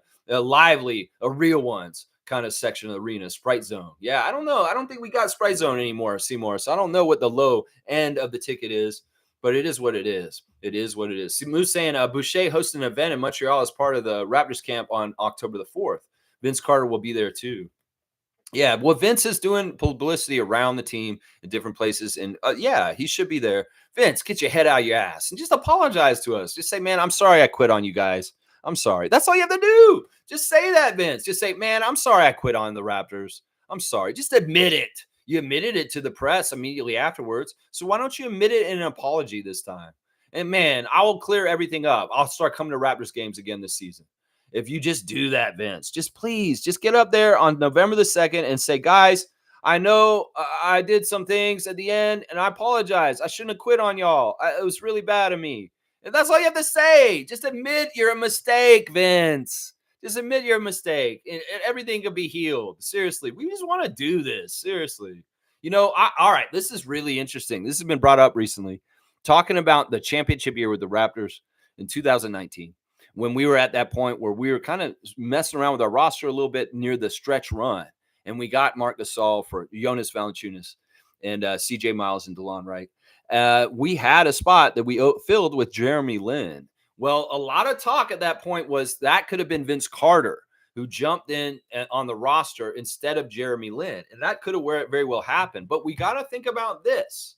If we'd gotten Vince Carter instead of Jeremy Lin, would he have been a distraction that would have taken away from our ability to win the championship that year? Like if Vince had been added, would there have been a circus or maybe a upheaval in Raptors fan nation and be like, oh, what is this guy doing showing up here? Now you got to remember, we did not know we were going to win the championship. Although I had my feelings that we were when we made that Marc Gasol trade. I was like, man, we're going to win the Larry O'Brien. And in fact, it's documented on the Kensington Variety VIP Club that I say in February of 2019, the Raptors are going to win the Larry O'Brien. And they did. We could say, well, that would have been a healing moment there. If Vince could have been an NBA champion with his original team on the Raptors, even if he didn't play hardly at all, as long as he wasn't a distraction. And he would have gotten the accolade that he wanted so bad his whole entire career of the 22 years he played the NBA and never got. I mean, it would have been poetic. It probably would have healed shit. So in some ways, we could wonders, what if it was Vince instead of Jeremy Lin? Would he have taken away from us in a distraction so that we wouldn't have gotten all the way to the end? Would there have been some weird karmic forces that would have said, no, Raptors, you can't win a championship with Vince Carter back on your team and make him a champion with you? Man, what would have, could have, should have, maybe could have been? Who knows if the Raptors had signed Vince Carter in 2019 instead of Jeremy Lin and he had a championship ring with us instead of Jeremy? What? Well, that would be totally different point in time where we're at right now, wouldn't it? Yeah. I know Lowry was kind of pushing for Vince to come back and be on our team with us at different points in time. Yeah, man, woulda, coulda, shoulda. We don't know. And in some ways, that's a lost opportunity right there. Maybe Vince wasn't totally keen on coming back here for different reasons. Well, you lose out, man. You could have been Jeremy Lin. You might have a championship ring right now if that could have happened that way. Yeah, very, very interesting. Very, very interesting stuff. Common Crazy saying no swearing awareness month. Is that what October is? I did not know this, Common Crazy. Thank you for educating me. I'm going to give you a dunk, man, because you know what? You're funny. You're funny. I'm going to give you a dunk. You got 8 dunks now. Common Crazy, you've come in and done the no swearing thing every day this week. And I appreciate you. And I did not know that this is this month. And I'm trying. I'm trying real hard. Have I cussed today yet? I don't even know. I may have. I probably did. I probably did cuss already. But let's see. Cool Cat saying, I just checked tickets. There are already resale tickets on Ticketmaster. Scalpers trying to get a bag will learn a harsh lesson this season. Yeah. Yeah, and rightfully so. Once again, I tell all Raptors fans, buy directly from Ticketmaster. Do not buy the resales. What happens is the resales will be they'll be holding them and they'll be losing their money at the end because they didn't move them. In fact, if you wait till the last minute, don't buy tickets too early. I know everybody wants to get in and make sure they get a ticket to something. Like November 2nd is going to be a hot ticket, obviously. And a lot of people are going to want that. So maybe you do want to nail down that one. But if you're trying to go to any games this year in general, wait until the day of the game. In fact, if you can wait until right before the game opens, you will get the best prices then because they start getting scared because they're sitting on a whole bunch of tickets that they bought and they're trying to raise the prices. So at that point, the people that resale, they're like electronic scalpers. I trust the real scalpers that are down in the arena outside like Marco way more than the electronic resellers. Those fuckers. So listen, they can get burned, and near the beginning of the game is about to start, and there are a bunch of tickets. They'll start unloading stuff for real cheap prices. So just know how it works, y'all. Demand could be high at different times, and you know what? They're just hanging out on the tickets early. They'll get you to pay sky high prices now. But when they're in trouble and they want to unload tickets, that's when you go talk to them if you really need to. If you don't want to deal with resellers, don't. I don't. I do as little as possible. I will go to the ticket front office and I will talk to them directly, the MLSE ticket sellers, and or I will go and I will talk to the scalpers before I'll go to the resale websites. Is the scalpers outside are friends of mine, Bobby and Marco, and those guys will cut you a deal. So you look for that guy with a ponytail named Marco. He's been doing Leaf and Raptors and Jays games forever, decades. And Bobby, my friend Bobby, Bobby's the best. Bobby and his son usually are out near the towers, out in the front. You know the towers I'm talking about in Jurassic Park. Yeah, Bobby's usually out there. So, these guys are good guys. And honestly, I'd much rather negotiate with a person to their face than try and do some bullshit over an app where some motherfucker's sitting at home and he's ripping me off. I'd rather talk to somebody and get the ticket that way. So, yeah, just a little bit of ticket strategy for Raptors fans dealing with tickets. Buy directly from the Raptors as much as possible if you can. Seriously. And they do have regulations now where they don't release all of them in a certain way so the resellers can just gobble them up. And they do have the tickets available for people also. They're trying to fight this shit. It's such bullshit. And the ticket resellers are the worst. Honestly, they're the worst. Yeah, yeah, yeah. Let's see. Toronto stop. Toronto stop. There you go. Oh wait, hang on. I want to see. He's saying Oasis announced on a Toronto stop in their North American tour. Tickets will be very expensive though. Are you talking about Aqua Lounge? Down Oasis Aqua Lounge? No, wait, no, he's talking about the band, the Gallagher brothers.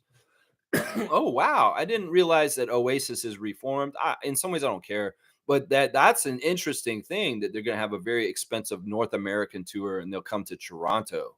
All right, thanks, Smooth, for letting me know that. You know what? I thought you were talking about Aqua Lounge. Yeah, let's talk about Aqua Lounge. People in Toronto know. You're just saying resale tickets already? It's as if these scalpers have a plug. Often these are automated things that they do. These people are nerds. They have computer programs. They don't wake up and do this. They have like, okay, the tickets are on sale. Go in there and buy them. Just bot. Yeah, it's annoying. It's very, very annoying. Just like anything in our world right now, people who are commoditizing housing or tickets like this to drive up prices just for a really cheap profit for themselves. Fuck you. Two finger salute. I'm sorry, comma crazy. I just swear, but I'm swearing for a good reason. People, and even they talked about in the vice presidential debate last night, commoditizing housing is an evil sin. And the people that are making money off of this, corporations, the people that are doing this, and people sleeping in tents in the park, yeah, that's what you get. And you guys are fucking evil that are doing this to the housing market by doing what you do. And yeah, I love what Tim Walz said last night about busting that up and making sure that housing is a right and a fundamental right to families and people so they can have somewhere to live. That's right. There you go. There you go. Smooth saying LA, Toronto, and New York with Mexico. That's where Oasis is coming to. With the champagne supernova, a champagne supernova in the sky. I hate those guys. Oh my gosh. They are British twats. That's what those guys are. Yeah, yeah. I mean, listen, that band owes everything to the Beatles. Everything to the Beatles, man. Smooth saying not Raptors related, I know, but I consider Oasis the closest thing to the Beatles. He just said it. They're true legends to me, at least. Listen, I think they have some good, catchy songs, but the behavior of these men is just abhorrent. Oh my gosh, Liam Gallagher, Noel Gallagher. In some ways, I mean, listen, I get it. They had a sound to them, but it was very reminiscent of that band you've mentioned. And I don't know. In some ways, it's like I get it. There's everything comes around in a nostalgic cycle. And in some ways, Limp Bizkit is touring the country right now and having selling out like crazy and having the regale of the memories of the kids that used to listen to Limp Bizkit. And now they're doing my way. It's my way or the highway. Yeah, they're doing that right now. And everybody's buying the tickets. So Oasis around the same time period.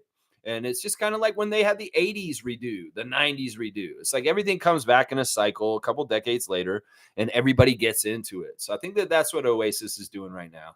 They're getting on top of that. Andrew saying, morning, y'all. Scotty Barnes, 4 days until Raptors basketball. That's right. 4 days. Scotty Barnes number. That's right. 4. Be great 4. That's what you should do this season because you have a child coming. Be great 4. That's right. That's right. Frank Brakowski was a classic card. 150 points from David to Smooth Brown Man for getting that classic card. Wow, Smooth. Wow. I know him from the Spurs. That's right. Yeah, he was on many teams. He was on a few teams. Let's see. What does it say on the back here? It says that he was on the Sonics, the Lakers, the Spurs, and the Bucks at this point. Yeah, I remember him being on the Lakers too. Yeah, Brakowski was a guy who probably wouldn't fit in today's NBA because he wasn't the most athletic guy, but he was one of those kind of Bill Laimbeer, I'm going to beat you up kind of guys. Yeah, I'm gonna be dirty. I'm gonna do dirty shit. And that's kind of what Frank Brakowski was right there. He was dirty, dirty, dirty. Fiercely saying, did he brick his shots? No, actually, it's weird. I think Frank was actually an okay 3-point shooter for his size. And he didn't take a lot of shots. Let's just put it that way. They're not running the offense through him. And we got to also remember back in the day, the NBA wasn't a league where everybody had to be a skilled scorer. You could have guys that were specialty rebounders or defenders and stuff like that. And that's kind of what Frank was. He was a bruiser. He was like a Charles Oakley. Let's just put it that way. He's kind of in that role. Yeah. Let's see. Ahmad Rashad's always clutch. Yeah, don't use that word. In some ways, I might need to ban the word clutch, at least with a K in front of it. Because, Smooth saying Oasis tour sold out completely in the UK. There you go. I didn't realize you're such an Oasis fan, Smooth. We learning stuff about Raptors freaks every day. I'm sorry if I disrespected them earlier. It's just in some ways, sometimes those brothers do deserve some disrespect for their shenanigans. That's right. Mike's here. Good to see Logical Raptors fanatic in the house. Project Truth always, Mike. You got that purple fever, Mike. Wonderwall is a banger. Yeah, so many people change. So many lives are rearranged. Where were you where we were getting high? Someday you will find me caught beneath the landslide. And the champagne soup. Oh, I'm singing that again. I'm not doing Wonderwall. I think I like Champagne Supernova more. You're my Wonderwall. Man, Smooth loves Oasis. All right, no disrespect. I'm sorry. You know, one of my favorite bands of all time is U2. In some ways, I'm not as big on YouTube anymore. I feel like they came out with Funko Pops, and I'm like, what the fuck, U2? You've sold out, and now you're doing like crazy Spear shows. So in some ways, I've been turned off from my favorite band of all time, U2, in recent years because they've sold out. They finally sold out to the point where I'm like, man, I can't like them anymore as much as I used to. So my favorite artist of all time is Pink Floyd at this point. Pink Floyd's my favorite artist. Jimi Hendrix is up there too. Those are probably my top three. Faith No More is up there too. But yeah, U2, you've disappointed me. You're knocked off the top list. And they were number one since I was like a 9-year-old kid. My favorite band since I was 9 years old was U2 until recently. And now I'm like, yeah, U2, you guys suck at this point. I finally got to that point where I'm like, U2, you suck. It's crazy. It's crazy. I don't understand that. I guess I got older and I just like, man, you guys are just sellouts, is what I'm saying to you two at this point. David's saying, yeah, that's dope. Brian's saying, Lex, DM me later. I'm filming tonight about something you would want to jump on. You might be on 2 shows this year. Laugh my ass off. Maybe, Brian. Today's kind of busy. Today, my folks are going back to Atlanta, so I have to see them off. I may have a little bit of time this afternoon. I'll reach out to you and see what's up. There are a lot of things I need to do though, so we'll see. I'll get in touch with you, and you are the one who messaged me, right? I was like, "What, Brian? Okay, which Brian do I know? Not in the only Brian I know in Canada right now is you." So I was like, that's Brian." So it's like, no, it's none of my friends named Brian down in Florida. It's like, hey, yo, Lex, it's Brian. And I'm like, which Brian? And I'm like, oh, Brian King from To the Point. Of course, that's who that is. That's right. Seymour saying, if I miss the classic card every day, slave to work. You missed it. You missed it again. You missed it again. Oh, I don't know how you were going to do against Smooth on Frank Brakowski. Seriously. This is, whoa, I keep bringing it in upside down. Look at that arm length. Look at that wingspan. All right. Randolph's here. Blessings, beloved Raptor Freaks, most informative gang. Be the change you want to see and give hope for a brighter tomorrow. Remember, all of us can make a difference. There you go, Randolph. I love that. Words of wisdom from Randolph. We can make a difference. Every little bit counts. It adds up overall. Trust me. You may think it's innocuous or not very much, but you may be shocked the ripple effects that your small deed does. It could be that you do something for somebody else and they pass it forward because they're like, man, this person did something so nice for me. I'm going to go do something nice for them. And then boom, it just stacks and goes all around. And there's just good deeds going all around. Much better than bad deeds going all around. That's for sure. And Leo's saying this morning, guys, don't leave anything for later. Later, the coffee gets cold. Later, you lose interest. Later, the day turns into night. Later, people grow up. Later, people grow old. Later, life goes by. Later, you regret not doing something when you had the chance. Yeah, listen. But also at the same time, Leo, it's good to be okay with what's going on right now if you cannot change it. if you have the power to change things, go ahead and do it, but don't have angst or regrets if something didn't work out exactly how you wanted. And that's just how it is. That's a real key to it also. But yeah, don't delay. If there's things you can go and do, don't procrastinate. Get it done. That's right. There you go. Get it done. Get it done. Seymour saying when Frank went to Seattle, he had that cop mustache. He did have a mustache at one point, and it was really kind of weird. Yeah. Yeah. And salute the Phillips family. Yeah, that's right. Blessings to the Phillips family and all the Raptor Freak families out there for sure. Yeah. Randolph saying Lex. So the Knicks trade is now complete with Charlotte receiving 2 more second-round picks. Yeah, it's very interesting. They outlined the whole odyssey of this Minnesota New York trade and what it took. And in some ways, they were wanting different players at different times. And it was really that Leon Rose added a first-round pick to Minnesota that sweetened the deal and allowed Cat to get to New York. Yeah, in some ways, they're also really lauding the Knicks front office for how they structured these deals and how they got money shifted around with the aprons. And yeah, some ways that people are saying that the Knicks front office is killing it right now. It could very well be that the New York Knicks have one of their better front offices they've ever had in their history of their franchise right now. I'm willing to say that. I'm not that crazy that I'm just such a hater. It does seem like some of the work they've done in the last year has been very good. Now, we'll see if this all adds up to something. Once again, these teams like the Sixers and the Knicks are on a must-win basis right now, and there's only one winner. So somebody's going to be a failure at some point. And I think that both those teams have very high expectations for the season. And if one of them does not win or both of them do not win, it's a failure for them.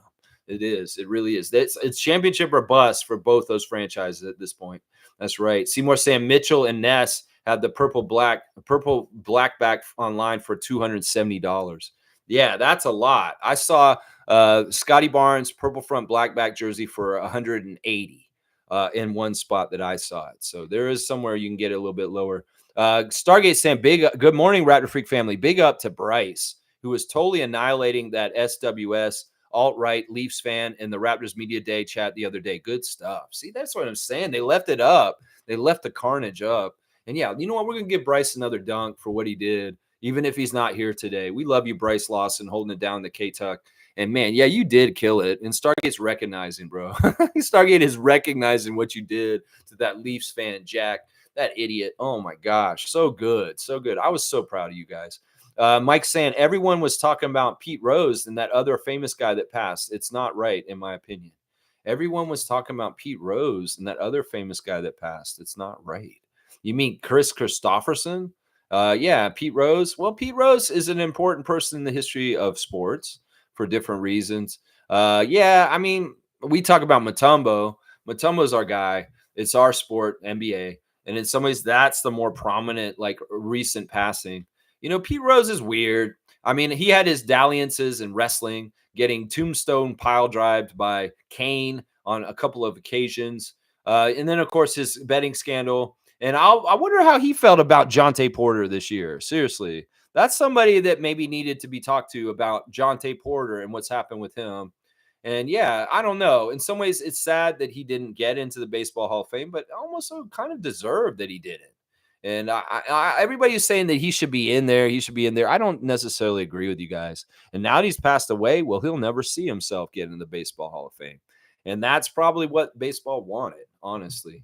Yeah. Monique's saying great practice video of Shamshay working with Drew Jones. Man, oh man, that length. Yeah, it's great to see our young Cameroonian working out with the 905 coach. They should have a very, very close relationship this season, working together and developing that young man, Ulrich Shamshay. Yeah, this is a great, great thing. And I can't wait in some ways for November because that's when the 905 will take the court. And I'll be excited to see Shamshay get major minutes on the Raptors G League team. And yeah, that's going to be fun. We may not see him in extended minutes on Darko's team, but we're going to see him in extended minutes on that other team. Oh, yeah, you will. Yeah, you will. Swoosh saying my condolences to the family of John Amos. Yeah, this is weird because John Amos actually passed away in August. And this was already noted, but for some reason, people on the internet are behind or they're just not like with it because they're recycling news from what happened before. I mean, this is on his Wikipedia. When he passed away was actually August. So it doesn't make total sense why all of a sudden they're talking about this. He died August the 21st, and they're talking about him in the beginning of October. So I don't know. Maybe people just didn't understand that Mr. McDowell had passed away this summer and that they were behind. I don't know. I don't understand this because, yeah, the John Amos news is like 2 months old. It's very, very strange that this has come out now. Let's see. Stargate saying rise in power to both Dikembe Mutombo as well. John Amos, good times and take your rightful places among the ancestors. There you go. I love that. I love that. It's a beautiful tribute. Yeah, John Amos is a great, great actor. He was involved in all kinds of different projects, whether serious or comedic. And yeah, of course, his part in Coming to America is maybe his most well-known role, other than his TV role on the TV show Good Times. Yeah, really, really, really great actor. Seriously, a very serious actor, but also could do funny stuff too. So he was very talented. Most saying, okay, Seymour, when I say sell out, some of my followers don't know what I mean.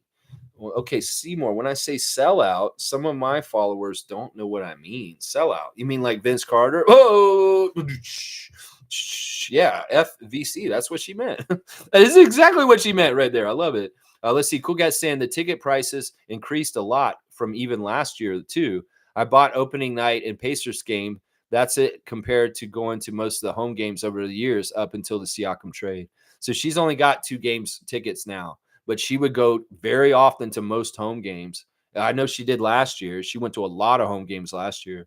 So this is interesting. In some ways, this may be part of the problem here is less tickets are being bought because the prices are up and the team is not projected to be very good.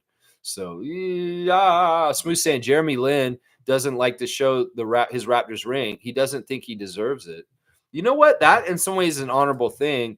But you know what? Who cares? Jeremy, in some ways you do.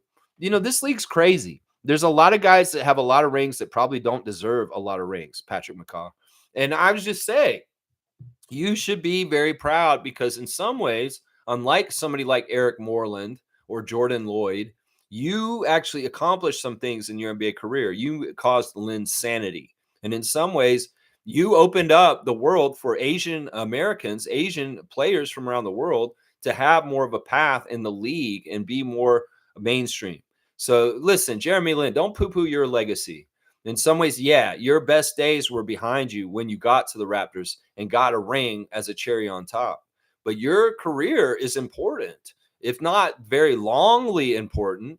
But there was a phenomenon called Linsanity that gripped the city of New York at one point, and that was a very real thing. So don't poo-poo that. And in some ways, yeah, you did not play a whole lot for the Raptors in the championship year, but you were on that squad and you were a part of that contingency. So you totally deserve it.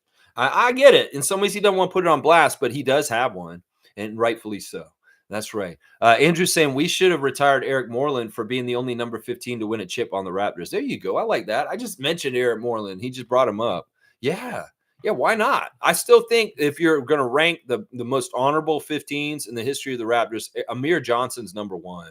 Amir Johnson was just such a great Raptor and a real one for the fans. His whole entire career when he was on the Raptors, he barely left Toronto. He was off season. He didn't go home. He didn't go back to LA. He didn't go anywhere. He stayed in Toronto and hung out the whole entire summer in Toronto, pretty much all the years he played for the Raptors.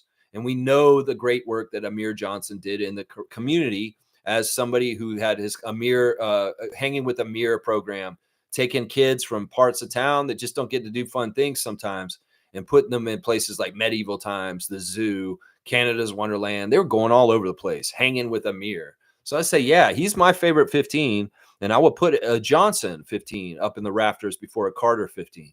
Yeah, I would. Carbajosa 15 is probably second on my list. That's right. Spruce saying only single game seating available for November 2nd. So you can't even get a ticket next to somebody. There's only one ticket. That's the messed up thing about scalpers.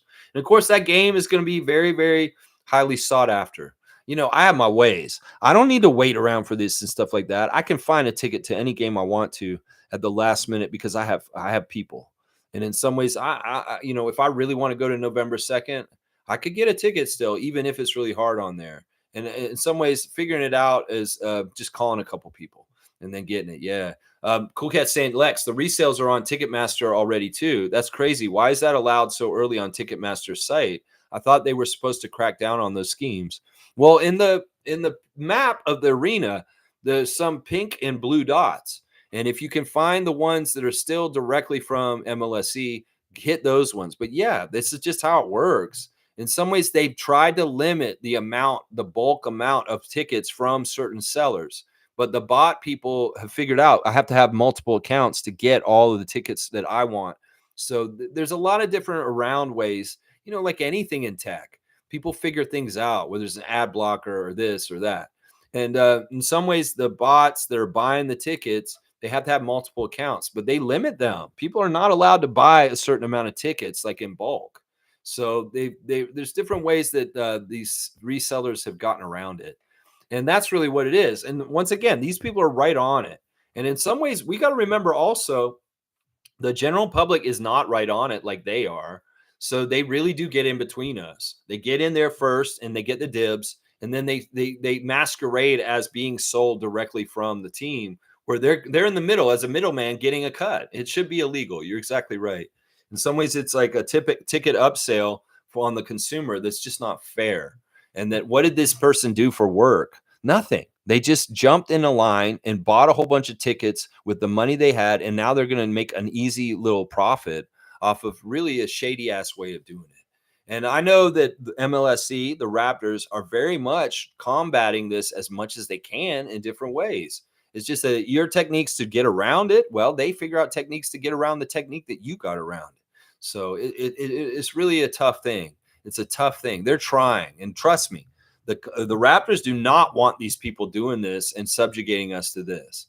In some ways, it may take laws from the government to fix this. That maybe our premier or prime minister needs to do something about this. As Mara is saying, yeah, we're not going to have this racket anymore. But then again, we know our premier of our province is a greedy fuck who will help people get rich out of the behest of the general public in any kind of way that they can. So yeah, in the name of capitalism, it's all good. Cool cat. Jeez. Mike's saying he's not the only 15 that won Larsa though. Laugh out loud. Oh, Mike, going low on that one. Damn, Mike. Damn. Damn, Mike did it. Damn, he did that. Wow, wow, wow, wow. Mike's and Smooth saying the sex club. That's funny. Yeah, I was saying Aqua Lounge. The Aqua Lounge. If you've been there, you know. If you've been there, you know. That's right. Andrew saying NBA preseason in 2 days, Raptors preseason in 4 days. I'm so hyped. There you go, Andrew. I love it. And as Smooth, if Vince got that ring, he'd never stop showing it off. Laugh out loud. Yeah, even if he wasn't like a rotation player, even if he just sat on the end of the bench as a vet and he caught it that way, yeah, he'd probably show it off for sure. I think you're right. Mike's saying this time I'm gonna stand up and shout. Oh, you're doing the Limp Biscuit. Yeah. It's my way or the highway. Someday you'll see things my way. If you never know, then you're gonna know. If you don't know. Yeah, Trevor's saying Magic Johnson and Bronny going at it. Yeah, I saw this. This is ridiculous. Man, this is not good for Bronny. Listen, somebody knows basketball, it's Irvin Johnson. If there's anybody who knows basketball, it's Magic Johnson. I'm sorry. And Bronny, this isn't a good look. Some of the shit you're saying to Magic is disrespectful. And I don't give a shit if you're LeBron's son. You can't talk to the Laker legend Magic Johnson like you're doing right now, calling him an old head scrub who doesn't know what he's talking about. No, this guy knows what he's talking about. This dude does. And he says you're not good enough to play in this league. And he is #1 Lakers nation booster. In some ways, he's probably thinking that this whole thing that's going on with the Lakers this year is a farce, whether it's JJ Redick as a coach or Bronny James being on the roster. And Magic's just calling it like it is. I respect that, Magic. I respect that. You're not such a company man that you're just going to blindly say, yeah, this Bron and Bronny show is a fantastic thing. No, I don't think that Magic likes LeBron James to a degree. I think that in some ways he respects that legend came and played for the Lakers organization. But I don't think he's been very happy during the years of James on his beloved Lakers franchise.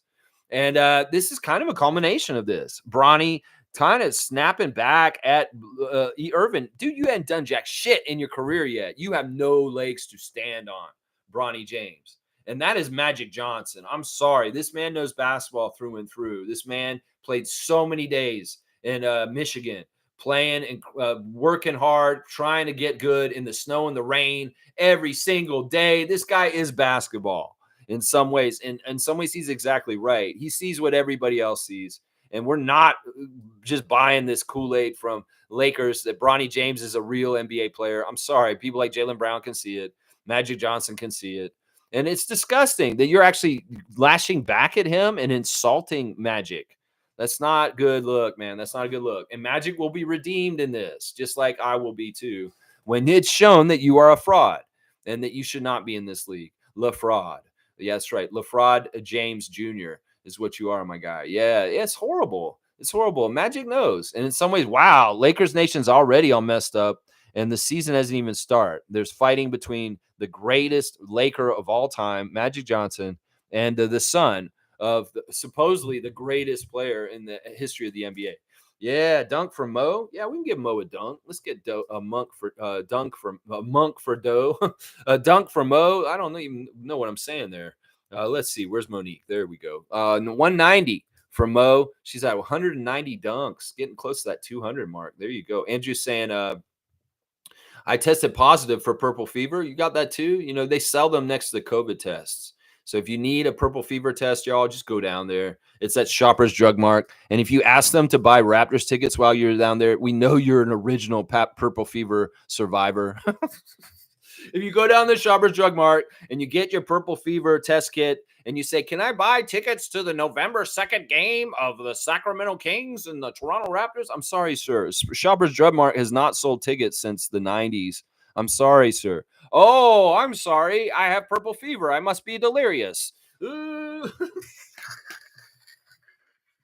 Mike is saying, fire, fire. Smooth saying, that's Champagne Supernova, man. I know. I'm getting my Oasis songs all messed up. You're my wonder wall. I can't think of the build for that one. And they've got other songs, too, that are fairly well known. But Champagne Supernova is obviously my favorite one because, I don't know, I sing that one the most. Tobias is here. Good to see Tobias Frost return to the chat. Welcome back to the Rapper Free Chat, Tobias. When does the pool start, and can you put the link in the community tab? You're talking about the fantasy league. Yeah, I'm still sussing out which managers from last season are going to be coming back. We will have the draft for our fantasy NBA fantasy league on October 20th. It's a Sunday before the season starts. So preseason and all that's going to happen, and then we'll do our draft. So we're still time. Tobias, I'll keep in mind that you would like a spot in our league, and we'll see who returns. Right now, we've got like 12 teams back out of the 20. So there's 8 spots that are questionable still, and I will be filling it and figuring it out. So just keep checking in on the stream with me, and I'll say, yeah, you want to be in? Well, this is the time. I can add you right now. But I want to give the former teams a little bit more time to figure out what they want to do.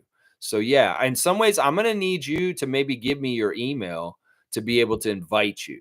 So, or I may put the link in is what I'll do. And people that jump in on the link can join in. But I want to give a little bit more time to the people who played last year to just jump in if they want to still. Smooth saying, sing Don't Back in Anger, Lex. I do know that song, Don't Look Back in Anger, but I don't know it well enough to just sing it off the top of my head. If I was at a karaoke place and they had the lyrics and I could do it then, but I don't know the lyrics off the top of my head. I think Champagne Supernova and a little bit of Wonderwall are the best you can get out of me for Oasis, unfortunately. Yeah. Cool Cat saying Lex's pipes are on fire. Way to go. I love Oasis. There you go. We got some Oasis fans in here. I love it. All right, I'm going to be more respectful of the Gallagher brothers, even though that they're little twats. Is good. Randolph saying, Lex, you are so right about this ticket thing. After trying to get a good ticket for the preseason Raptors game here in Montreal to no avail, last week a block of them became unavailable. I ignored it. That's what I'm saying. In some ways, wait until the time of the event. Now, this is a one-and-done game for Montreal on Sunday. And in some ways, that's a hot ticket. And that's really tough. In some ways, I'm talking about regular Raptors games during the season. They could be games against not the best teams. You can get really cheap tickets on the days of games that aren't marquee. And yeah, waiting until right before. Randolph, you may have some luck. Leave your time open for Sunday and try again on Saturday or even on Sunday, the day of the game. And you may be able to go to Bell Center after all and see the Raptors play the Wizards. So we'll see. Some of the they may have tied it up in Montreal, the ticket resellers, but they may be in trouble because maybe they bought up too much. And yeah, they'll figure it out. And also remember, the Raptors release tickets in blocks later on as it comes up. They don't just sell all the tickets all at once. So keep your eyes and ears open, Smooth. And I hope you can get to the game. Seriously, we want some RFF in that house. That's right. Mike's saying Scott Styles is the GOAT. Scott Styles. He's alluding to the classic card yesterday, saying Scott Styles. So we're saying, yes, their behavior was the height of arrogance. The stereotype, but I just focus on the music, not the other stuff. Yeah, they're just really mean to each other. And they're kind of very rude. They're very rude individuals. But yeah, I get it with the music. You know, the production of Oasis is always really good. That's the amazing thing about that band, their production of or the music around them. You know, their voices are pretty good, and they do really take a lot from the Beatles motif. But listen, if you're going to take something that happened before and put a new spin on it, they did a good job, because you could look at it as kind of like an evolution from the Beatles to get to Oasis. Some Beatles fans are like, "What are you fucking saying, Lex?" But no, it's true. In some ways, if you're going to go by the way the music became more commercialized over the years, that the version of what the Beatles would be now maybe is Oasis at that time when they were big. Yeah, maybe. Yeah, maybe. Andrew's saying the Knicks are going to be scary, especially if they shore up their rebounding needs. Yeah, I think this is a really good move. I mean, Cat is not really. I mean, he can concentrate on rebounding and defense more, which is what the Knicks will probably ask him to do. You know, having Gobert next to him the last couple of years has been a real luxury for him to just kind of play off center. And well, in some ways, the Knicks are going to need him to be more of a traditional center than Minnesota did. So it'll be interesting to see Cat and how they utilize him out there. Is he going to be hanging out outside? A lot of people are really frothing at the mouth in Knicks Nation about a Cat Jalen Brunson combo and what's possible with that. And I'm like, okay, you guys are getting all into your little fan fiction minds, Knicks fans, thinking about, oh, this could be this and this could be this. Ben Stiller's going crazy on his Twitter. Ben Stiller's definitely going crazy because of this. But also, Knicks fans are very sad. They're very sad about losing players like Emmanuel Quickley, RJ Barrett, Julius Randle, Dante DiVincenzo in these trades this year. Also, they're very sad about it. Like, a lot of them got really sentimental about Julius because, you know, like, he just did this thing for the school last week in the Bronx, and then boom, he's traded right out of here. Yeah, I knew the writing was on the wall, and I had been saying that Julius Randle was going to be moved from the Knicks for a couple months now, and well, it happened.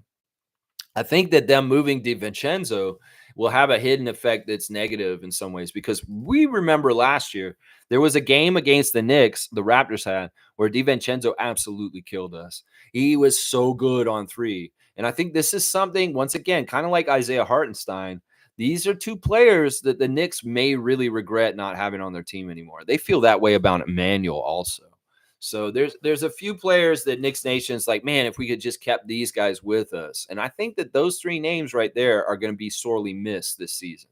Emmanuel Quickley, Dante DiVincenzo, and Isaiah Hartenstein. Yeah. G's feeling that purple fever himself. Yeah, he's got it. You got to get the test. They're selling them down in the Scotiabank Arena. At Real Sports. Andrew's saying the Knicks have never been contenders in my lifetime. They've been mid for so long. Yeah, I mean, they were contenders last, really serious contenders last when Ewing was playing for them. I don't count the Carmelo Anthony era Knicks as being a legitimate contender. Seriously, even though they did kind of threaten a little bit, but it was really when Ewing was around was the last time the Knicks were actually kind of a threat to actually win an NBA championship. And even then, they failed miserably every time. That's right. Andrew's got purple fever at Gremlins, Space Invaders. Yeah. Mike's saying Dolan knows money, so that makes sense. They have smart people working the numbers. Dolan's issue is people. Laugh out loud. Oakley knows. I'm not giving any credit to James Dolan, Mike. No, don't give it to the owner. Give it to Leon Rose. Seriously. James Dolan's been the owner of the Knicks for a long time, and he's been horrible for most of the time. It's just that he found the right GM finally who's doing good things to help them. So don't give the credit to fuckface Dolan. Give the credit to Leon Rose, that troll. Seriously. Because Dolan's hired GMs before, and they've been shitty. So he just happened to get the right one finally. So give the credit to Leon Rose. Don't give it to James Dolan. He doesn't deserve no credit for nothing. Mike's saying Chris Christopherson. Yeah, the Highwaymen. Yeah, the Highwaymen are all gone now. Waylon, uh, Johnny Cash, Chris Christopherson, but Willie's still here. And the thing about Willie Nelson is, yeah. And also, I want to say happy 100th birthday to Jimmy Carter yesterday. That was fantastic to see. Jimmy Carter is the first ever U.S. president to live to 100 years old, guys. Isn't that amazing? Jimmy Carter turned 100 yesterday. Wow. Good morning, all. From Kaz on the road, y'all. 2929 is out there on the road. 2929. Can you hear me? Breaker. 10-4, good buddy. That's right. Keep on those lines and keep driving safe, Kaz. We're looking out for you. Raptor Freak family's got your back. That's right. Andrew saying all the Leaf and Jays fans try to come at us with their negativity, and we give them the Dikembe figure wag. That's right, Andrew. That's right. I was so proud of y'all. Jays Nation, come on. I feel for y'all. Next year, hopefully y'all will get better things going. Leafs Nation, I don't care. Whatever's going on with y'all, you guys are just a toxic mess usually. And in some ways, don't come and talk on Raptors business with us, please. Leafs Nation, let's keep it separated, okay? Keep them separated. Yeah, because in some ways, Blue Nation, Red Nation, we can be a different nation. And we're perfectly fine with that. If somebody wants to be in both nations, well, leave your Leaf shit in the Leaf Nation and come and be in Raptors Nation. We have a different energy here. All right? That's what I would say to them. That's right. Don't come in here with your Leaf apathy and your bullshit from not getting anywhere for like 60 years. No, don't do that with us. That's right. Seymour saying this. That's right. Andrew, you guys were keyboard warriors and you did your part. In some ways, that was our playoffs, guys. At points where there's big media sessions for the Raptors and there's going to be a chat, that's our time to shine. That's when we hit the court and we put our rotation on the floor. And man, do we have a great rotation on Monday in the Raptor Freak family in the media day chat with Bryce and Andrew and Kareem and Isaac and Cowboy and Cool Cat and Mo and everybody that was in there holding it down for us. Man, we had that's when we're in our game, is when we're fighting the negative ninnies as positive Raptors fans in those public spaces on official Raptors streams. Yeah, I love it so much. Trevor's saying Nick Nurse said the Sixers starting to look like the old Raptors 2019 championship team. Who's going to win it all? Oh, Nick, is that because you see Kyle Lowry over in the corner of the oh, I know you were on that championship team with me in 2019. That may be the only person that looks like that team. Nick Nurse, don't get it twisted. Maybe you look in the mirror, you might see a little bit too there. Yeah, but don't get it twisted. Come on, man. We know that the dynamite or the kryptonite for a big old dummy, Will Smith, Frankenstein, Joel Embiid was Marc Gasol. And that's who you had as your center that defeated the guy that is your center now. So the logic just don't come through like Mike would do on his channel, Logical Raptors Fanatic. The logic's not here. He's like, look, you're trying to tell me you got Marc Gasol? You're trying to tell me you got Kawhi Leonard? No, you got Paul George. And apparently Kawhi Leonard's like, I don't need Paul George to win. He said that straight up. He's like, yeah, I'm not worried about Paul leaving. I never relied on him or needed him to win. Okay, so that's what I'm saying. Who you got? You got Yabusele, and we had Serge Ibaka. So come on, Nick. Come on, man. Don't be doing stuff like this. Is this a dig at us, the Raptor Freaks, the Raptors Nation, trying to say, oh, the Sixers team is looking like the 2019 Raptors team? I don't know. You don't have Fred VanVleet, so don't even go there. Maybe your Fred VanVleet's Kyle Lowry now, but is Kyle Lowry is Tyrese Maxey? No, come on, man. You can't be making these comparisons. And you know, Nick Nurse, that your whole entire season depends on your big dummy center's health. And as soon as he's out, you're out too. So, yeah, you go ahead and keep dreaming. And in some ways, load management will not save Embiid like it saved Kawhi. So you go ahead and keep dreaming, Nick Nurse. Keep dreaming. Keep dreaming. Thinking that your team now is the 2019 Raptors. My God, what a crazy take. Andrew's saying we didn't have a 7-foot Cameroonian baby on our team, though. Yeah, 18-year-old name, Prince Shamshe. That's right. Mike's saying Leaf fandom isn't regular fandom. It's extremely cynical and make fun of the team and don't believe they will win. It's weird. I know. And that's why I don't like that behavior around the Raptors Nation. In fact, that's part of the reason why I want to carve out the Raptors Freak channel is because I was never a fan like them. Like the way that they shit on their own team for being so bad for so long, it's like not helping anything. It really is. You can speak things into existence, Leaf fans. And the way that you're apathetic and you just accept the things that have happened in a cycle with your team for decades and decades, It just perpetuates it. No, we want to separate from that. And that's why I don't allow the cynicism to come into this channel. That's why I reject it as a Raptors fan, is saying, look, we're Masai Ujiri's team, the Raptors, and we won a championship in 2019. We can win, and we are successful. And we aren't bogged down with negative feelings like Leaf Nation is. And that's why it's so important to keep them separated. And any Leaf fans that try and come into Raptors Nation with your cynicism and your jadedness, just get the fuck out. Seriously, you're in the wrong house, bro. Go down there. You can talk about Austin Matthews and everybody else down the street and get all your toxicness out there, but not with us. No, no, no, no. No, no, no, no. See, we're saying Maxey took all NFL quarterbacks girl. Damn, Mr. Take Your Girl, Maxey and Oubre.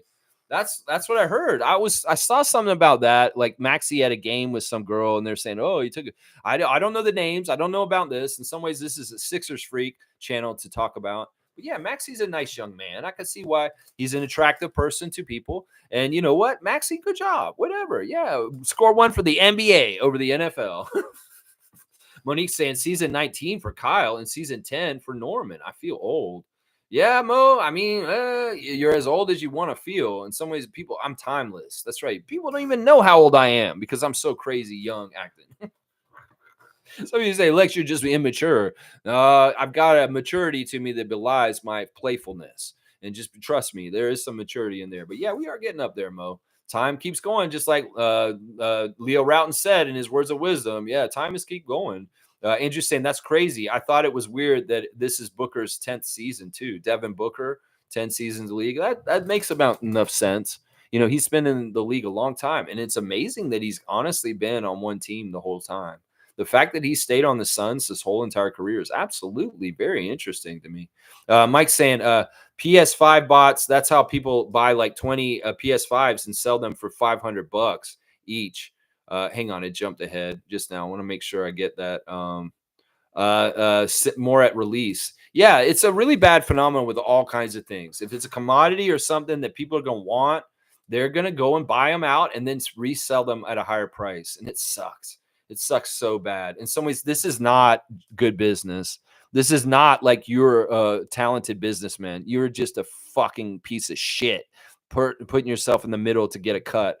That's all you are in these situations. Andrew's saying, and this is already Luka's 7th season. Yeah, in some ways that is weird too. But Luka came in so young, and it kind of makes sense. Yeah, fire. Andrew's saying the Lakers are really a TV show and not a basketball team. Yeah, I agree with that. I totally agree with that. I think that's totally true. Most saying W stream, W vibes, go Raptors for life. Let's get going. Lex, keep at it. Yeah, I'm almost at 2 hours, so I do need to wrap up soon.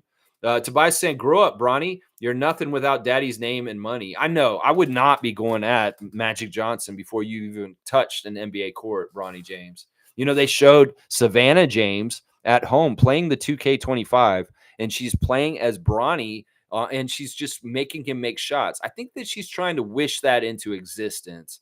That obviously every parent wants good things for their child.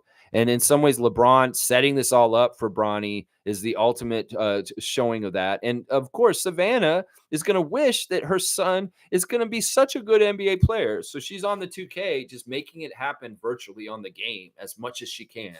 Well, you know what? Video games are video games, and reality is reality. And James gang, you may be a little shocked at how your son's about to do in this season right now. That's right. That's right. And just saying, do you think Montreal could sustain an NBA team? Yeah, I do think they could.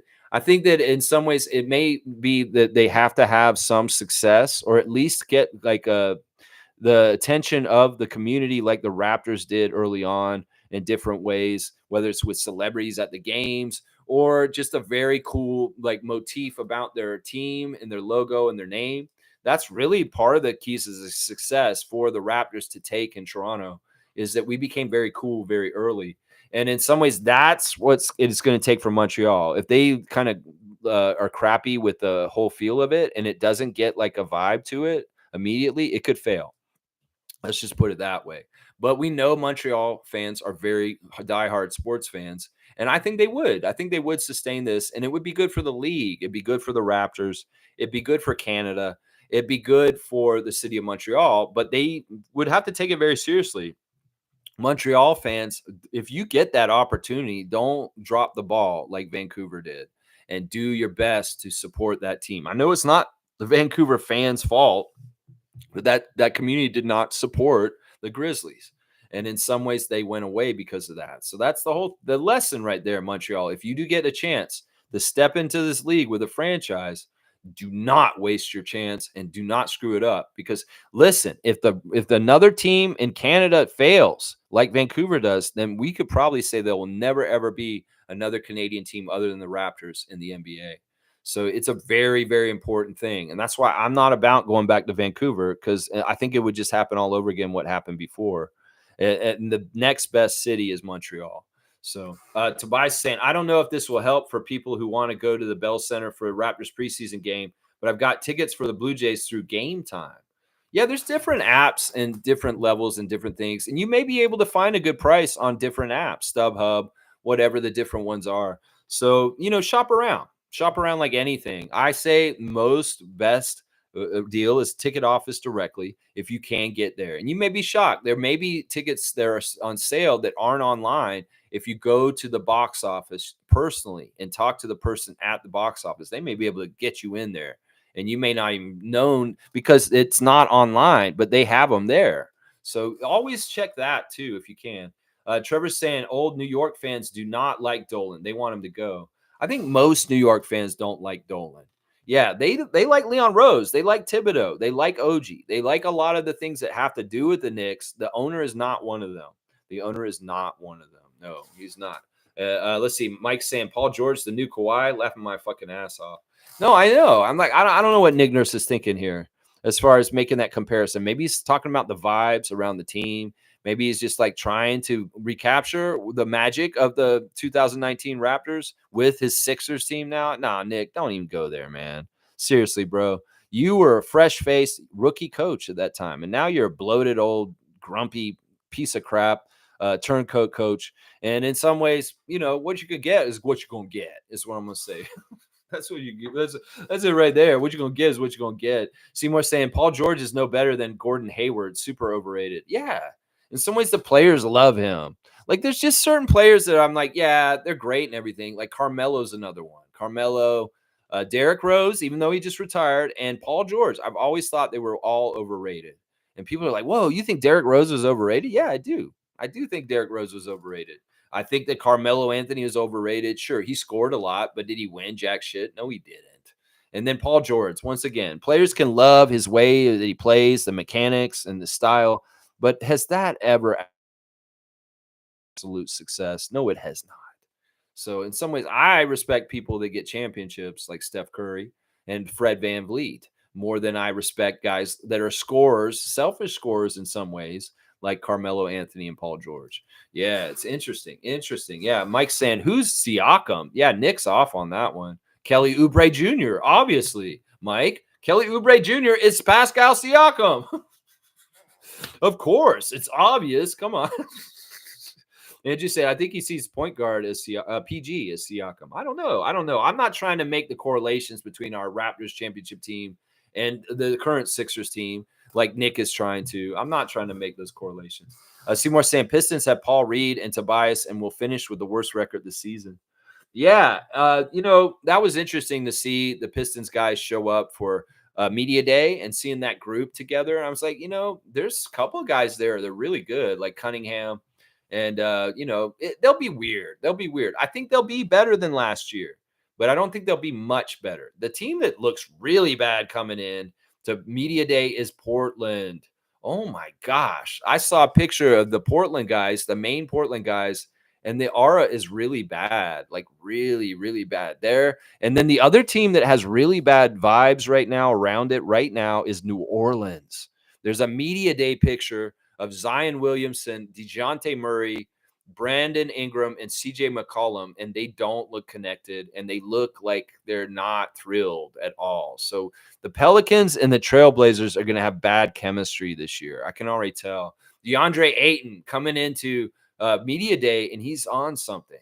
He's on the juice, is what he said, the beet juice. He came in and the press is all like, you have so much energy, DeAndre. What's going on with you? I'm juicing. I'm like, whoa. Did he just admit he's on steroids? No, he's been drinking different juices. But I'm going to say this about the dominating is that he came in and he seems like he's on something more than juice. I'll just say that. I don't know. Portland's going to be a weird team this year, too. And I don't know if they're going to be very good this year. Yeah, Seymour saying Scoot Henderson looked high as hell in his interview. If I was a Blazer fan, I'd be worried. Yeah, blazing something. Yeah, that's what I was saying. Ayton looked like he was all on something too. This Trailblazers team may be a lot like the Isaiah Ryder, Brian Grant, Rasheed Wallace, Damon Stoudemire Jailblazers. Not saying they're going to jail, but it could be that they're the Blazers. You know what I'm talking about. Yeah. In some ways, I don't know how serious I'd be if I was a Portland Trailblazer right now. I don't know how serious I would be either. So yeah, that's pretty interesting. Let's see. Mike saying Caden, Flag, and Duran. Watch them screw that up too. Laugh out loud. Caden Flag. You were already talking about Cooper Flag. No, we're not playing capture the flag this year. That's what a lot of people are saying. Capture the flag. Capture the flag. Raptors ain't trying to play capture the flag. So Raptors Nation that wants to capture the flag, you go on out to the park with your friends and go hide behind a tree, and we'll put a little rag behind a tree, and you can try and capture it, and they can try and tag you. No, you want to play capture the flag? You guys go ahead and play capture the flag in teams like Portland and Detroit, like I just mentioned. But Toronto ain't playing capture the flag this year. No. We have higher aspirations than Cooper Flag. So y'all, other teams want to play capture the flag, not the Raptors. No. Kareem saying that let's see. Okay, where am I? Jumped ahead. Kareem saying I'm very empathetic when it comes to Leaf Nation. So when they come into Raptor forums with a lot of hate, I know it's just coming from a place of hurt. Masai over Shanahan. Yeah. I mean, that's such a holistic, like Darko's saying, is a holistic approach she's coming to the season with. That's such a holistic approach to the Leafs fans in their horrible state of mind. It's like Kareem's like, oh, poor baby, come in here. Let me give you a hug. And let me tell you, it's going to be all right, even if I'm lying to you, because I have no idea what's going to happen with the Leafs, and it may not be all right. I mean, that's great. And in fact, you're a leader for the Raptors Nation in acting this way towards them. Often I just have no patience. If somebody comes in here, it's a some sort of stream that I'm on, and they have a Leaf player in their picture, or they have some sort of Leaf moniker like Mitch Marner and Scotty Barnes Twitch family. That guy, Mitch Marner, who's coming into Scotty's Twitch streams. Yeah, I don't listen to you. As soon as you identify first as a Leaf fan, I don't listen to you on anything that has to do with the Raptors and basketball, because you've already shown that you have a cynical side that is just a part of your DNA because you're a Leaf Nation person. And that's just how it is. I'm sorry. That's just how it is. I'm a Winnipeg Jets fan, by the way. I'm not a Leafs fan. I do not root for the Leafs necessarily. If they won, I won't be upset, but I know that there will be negative and positive repercussions if the Leafs win. But I am right now, my number one NHL team is the Winnipeg Jets. And that's from my mom's side of the family. My uncles are big Jets fans. And I'm just so proud that they reclaimed their NHL team after losing it for a few years. So that's a story I can get behind and root for, is the Jets. And that's my NHL team coming into the NHL. Yeah, that's right. Andrew saying, laugh out loud. Yeah, Scoot said his favorite part of his rookie season was the food. Yeah, not a serious guy. Somebody that I knew, was like, this guy was rivaling Victor Wembanyama coming into the season to the league. No, that was a joke. Whoever put Scoot Henderson around Victor Wembanyama's name in the draft 2 years ago, you're crazy. You are crazy. Yeah, Andrew saying Scoot is indeed a Blazer. Yeah. Seymour saying my boy has a restaurant in Portland. Apparently, they do have some good eats. But Scoot came on. Come on, man. Dunk for Andrew. Yeah, all right, we'll do that. Andrew's been on fire this week. The rookie of the year. Andrew has been rookie of the year this year for sure. Shere Khan's a rookie of the year in the past. But we got our rookie of the year this year is Andrew, baby, and I'm giving him a 4 dunk. He's at 120 now. 120 for Andrew. Yeah, let's see. Smooth saying Ross A. Atkins returning as Blue Jays GM his 9th year, been blah as best. I need his level of job security. Yeah, I don't understand that. Especially since the Blue Jays have gotten rid of such talented front office people like Alex and Topopoulos. He's actually in the playoffs again with the Braves once again this year. So our loss, Atlanta's gain. And in some ways, let's hold on to the good talent. Rogers with our Blue Jays, our MLB team. Now, that's a team I am not turned my back on. If I have a team in baseball, it is the Blue Jays. And yeah, in some ways, the Leafs, it's only because they've been so toxic with Raptors as a part of MLSE over the decades. I was in the machine around 2000 and Vince Carter days, and I saw just how toxic Leaf Nation was to Raptors Nation when we were so all up in each other. Oh my gosh. Thank you, Tim Lewicki. Thank you so much. Jeez. Andrew's saying last good Jays moment was the bat flip by Jose Bautista. Yeah, okay. Yeah. I mean, the last time the Jays did something that was fun was Josh Donaldson year, and they were in the playoffs, and that was like what 8 years ago. Oh, it's horrible. It's horrible. It's horrible. Let's see. Andrew's saying Carmelo is so overrated. His whole game is built around the least efficient shot in the sport. While being a bad defender and bad playmaker, you can't win with him being your best player. Exactly, and that was proven over his career. Now, I will say this: Carmelo was a great international player. Some players are just better in the Olympics and the FIBA stuff, and that was definitely him. Like in some ways, his career is more impressive for his FIBA USA team kind of stuff than his actual NBA career, which is actually pretty interesting to me in some ways.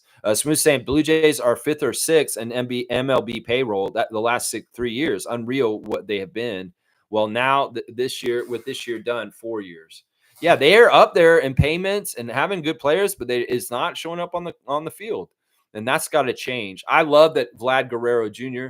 It seems very dedicated to our team, and he wants to be a lifer as a Blue Jay. That's fantastic. Well, we need to build a team around young Vlad that actually will do something. So listen, if this Atkin guy is going to keep his job, he better fucking get it together. If not, we need to fire his ass. And seriously, don't be holding on to a yes man, Ed Rogers. Just if he's a shitty ass GM, and get somebody who will do the job better. I don't know enough about baseball to talk about this in a learned way, but I can tell that the Blue Jays have been spinning their wheels for a few years now. And that we, as Toronto sports fans, want to see them have better success, considering the expenditures of the salaries. Seriously, come on now. What's going on here? That's right. The best, the beastest, the beats, the beats, doing the chronic, Chronic, yeah. Oh yeah. I mean, oh man, I wish I could just spout off some lyrics from that great album by Dr. Dre and Snoop Dogg, The Chronic. Oh man, what a great out! Bow wow wow, yippee yo, yippee yay! Snoop Dogg is in that motherfucking house. Yeah, the Chronic, baby. Let's go. Smooth saying, let's hope that's all it is. That's right. I don't know. DeAndre Ayton's eyes were glazed, and he said he's juiced. He's juiced. That's right. Mike saying the Blazers can't afford a nutritionist. Laugh out loud. This was a really good thing that I've heard some of the young Raptors say recently. Grady Dick talking about one of the biggest things he learned in his rookie year was nutrition and eating right. And in some ways I could tell, like, look, we could see what Scotty was eating on Twitch the summer after his rookie year. And I'm like, Scott, don't be eating that shit, man. That's not good for you, man. Eat better. Seriously. And Grady, same thing.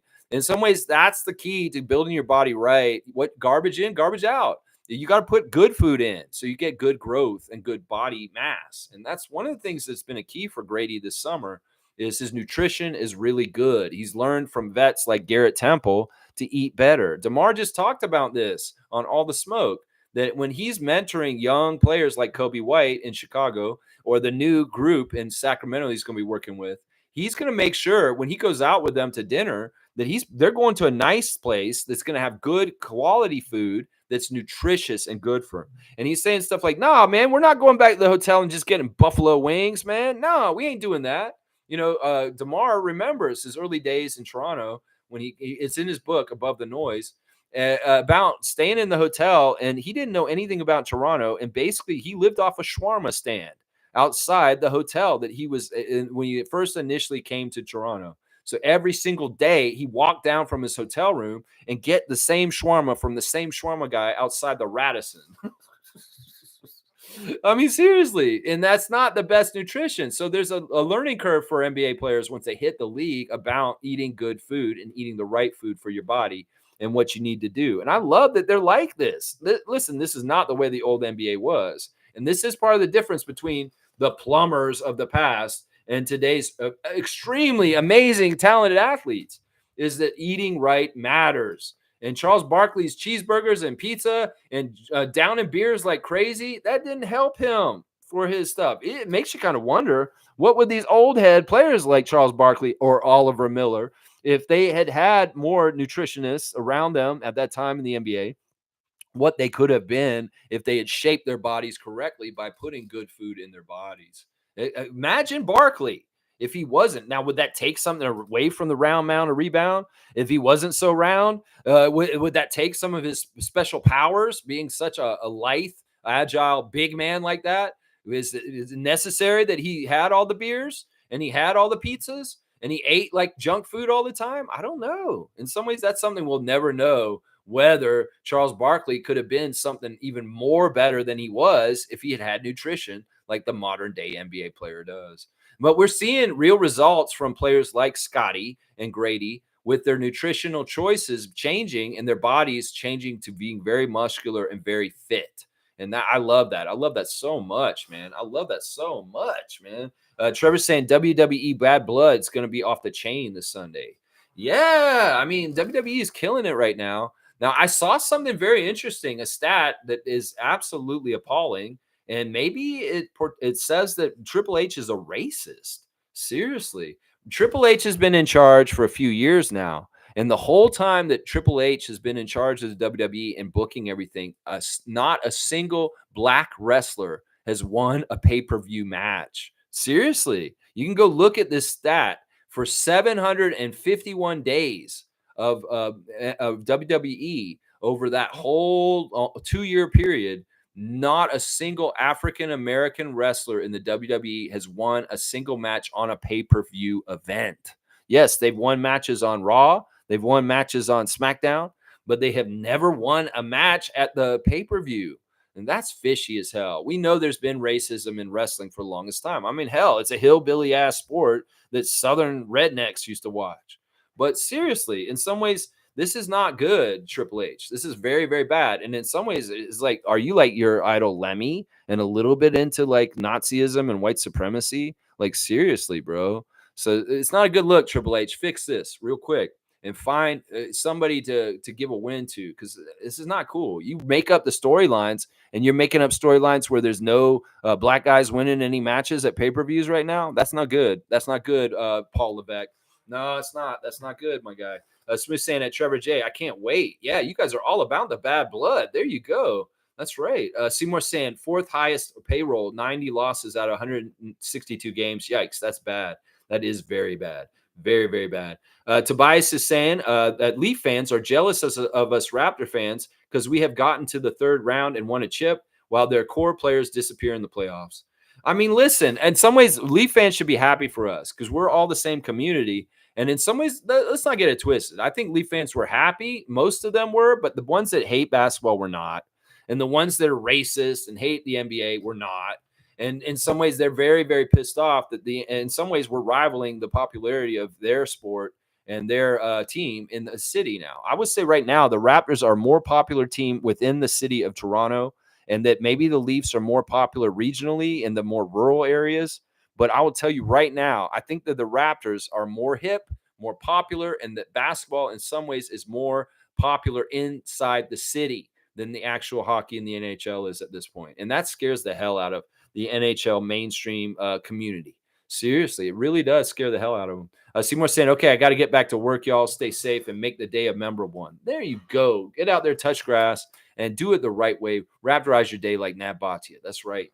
Blackhawk saying New Day will split up, Trevor. Ooh, speaking of African-American wrestlers in the league, it's too bad that E got hurt with his neck injury because he was really just starting to hit some peaks in his career. It's really, really too bad for Big E. Tobias saying, I don't think so, Blackhawk. I think Big E will come out and straighten them things up. There you go. There you go. Yeah, fix things up with old Kofi and what's his name? I forget the other guy's name. The guy with the trumpet. you know, I'm talking about. Big E is done. Yeah, he can't wrestle, but he could definitely come out there and grab the mic and say something to them and maybe straighten them out. So that could be part of it. I don't know. I don't know enough what's going on. Mike's saying the Raptors have a pro chef and nutritionist and strength training and workouts are planned with the right meals to improve health. Yeah, it's really good. And Scotty's got that chef at home, and that chef knows he's got to make the right food for him to put in his body so he can be the best version of Scotty Barnes. And that's what it's all about right there. Smooth saying Big E isn't medically cleared to be in the ring. This is true. Mike's saying it's next level to the Beet Juice program. Okay, so it's above what DeAndre Ayton's doing over there. I feel bad for Delano, but maybe he'll be at home being on that crazy Trailblazers game team. Blackhawks saying I liked Odyssey Jones, but he's got a case against him. Yeah, yeah. You're talking about a wrestler I'm not familiar with. Tobias is saying the Leafs have sucked for years. One playoff round with win since '04. I was still in school when they made it to the second round in '04. I'll be honest, I'm an Oilers fan. There you go. I can't get against that. I mean, they got to the Stanley Cup last year, didn't they? And they come the closest to bringing the cup back to Canada. And honestly, when it gets down to it, the NHL, I'm rooting for the Canadian team that gets the furthest in the playoffs. It's not about the Leafs or anybody at this point. It's just which team in Canada can bring the Stanley Cup back to this country. And that's what I want right there. Yeah. Yeah. Let's see. Kareem saying Carmelo wanted his jersey retired in Denver, but there's a guy named Nicholas. Anthony is such a joker. There you go. I like that joke you just did. In some ways, some people have said that they need to jersey retire the number for both of them. Now, I'd never want to see this happen for number 4 in the Raptors, that there's a jersey retirement for Bosch and Barnes on the same number. Fuck that. In some ways, Nuggets Nation may do this because in some, even though Nikola is by far the better player than Carmelo Anthony with the better accomplishments, there may be an ambiguity there where Nuggets may be retiring that number 15 for 2 players. And isn't it 15? I think it is. Yeah. In some ways, it's like, what are you going to do with that? What are you going to do with that? Most saying, I'm seeing Raptors versus Pacers, Pascal early too. Cool cat. There you go. They'll be at the same games. Smooth saying, yeah, Jones was going to be a player, but with the domestic abuse allegations against him, he was fired. Okay, that's wrestling stuff I don't know about because I don't keep up with it. Mike saying WWE have had issues with black character building. Well, there is just listen, let's not get it twisted. Vince McMahon's a racist. He has been a racist his whole life. A lot of these guys in the core of WWE have been racist. We know Hulk Hogan's a racist too. Andre the Giant was a racist too, unfortunately. It's sad. It's sad in these kind of ways. And well, they have not totally like given belts or accolades to black wrestlers historically. You could think of somebody like the Junkyard Dog, who was a huge draw in the territory system and a champion for Mid-South and Bill Watts, but never ever considered for even an intercontinental belt in the heyday of the 80s WWF when everything blew up. It's kind of sad. And in some ways, that kind of stuff. Now, WCW is a little ahead on this, making Ron Simmons the WCW champion in the early 90s. And then later on with Booker T coming up and getting it near the end of the demise of the WCW. But yeah, WWE was always kind of behind on this, very much so. And in some ways, it really is the racism of Vince McMahon that started this. Now, this Vince McMahon show that's out on Netflix right now is absolutely crazy. I have not watched it yet, but I've heard little things about it. Like it's revealed that Vince Jr. did not meet Vince Sr., his father, until he was 12 years old. That Vince McMahon Jr., Vincent Kennedy McMahon, the famous one, he grew up in a trailer in North Carolina with his mother. And he never knew his dad for the first 12 years of his life. And in fact, he lived with a very abusive stepfather that beat his ass.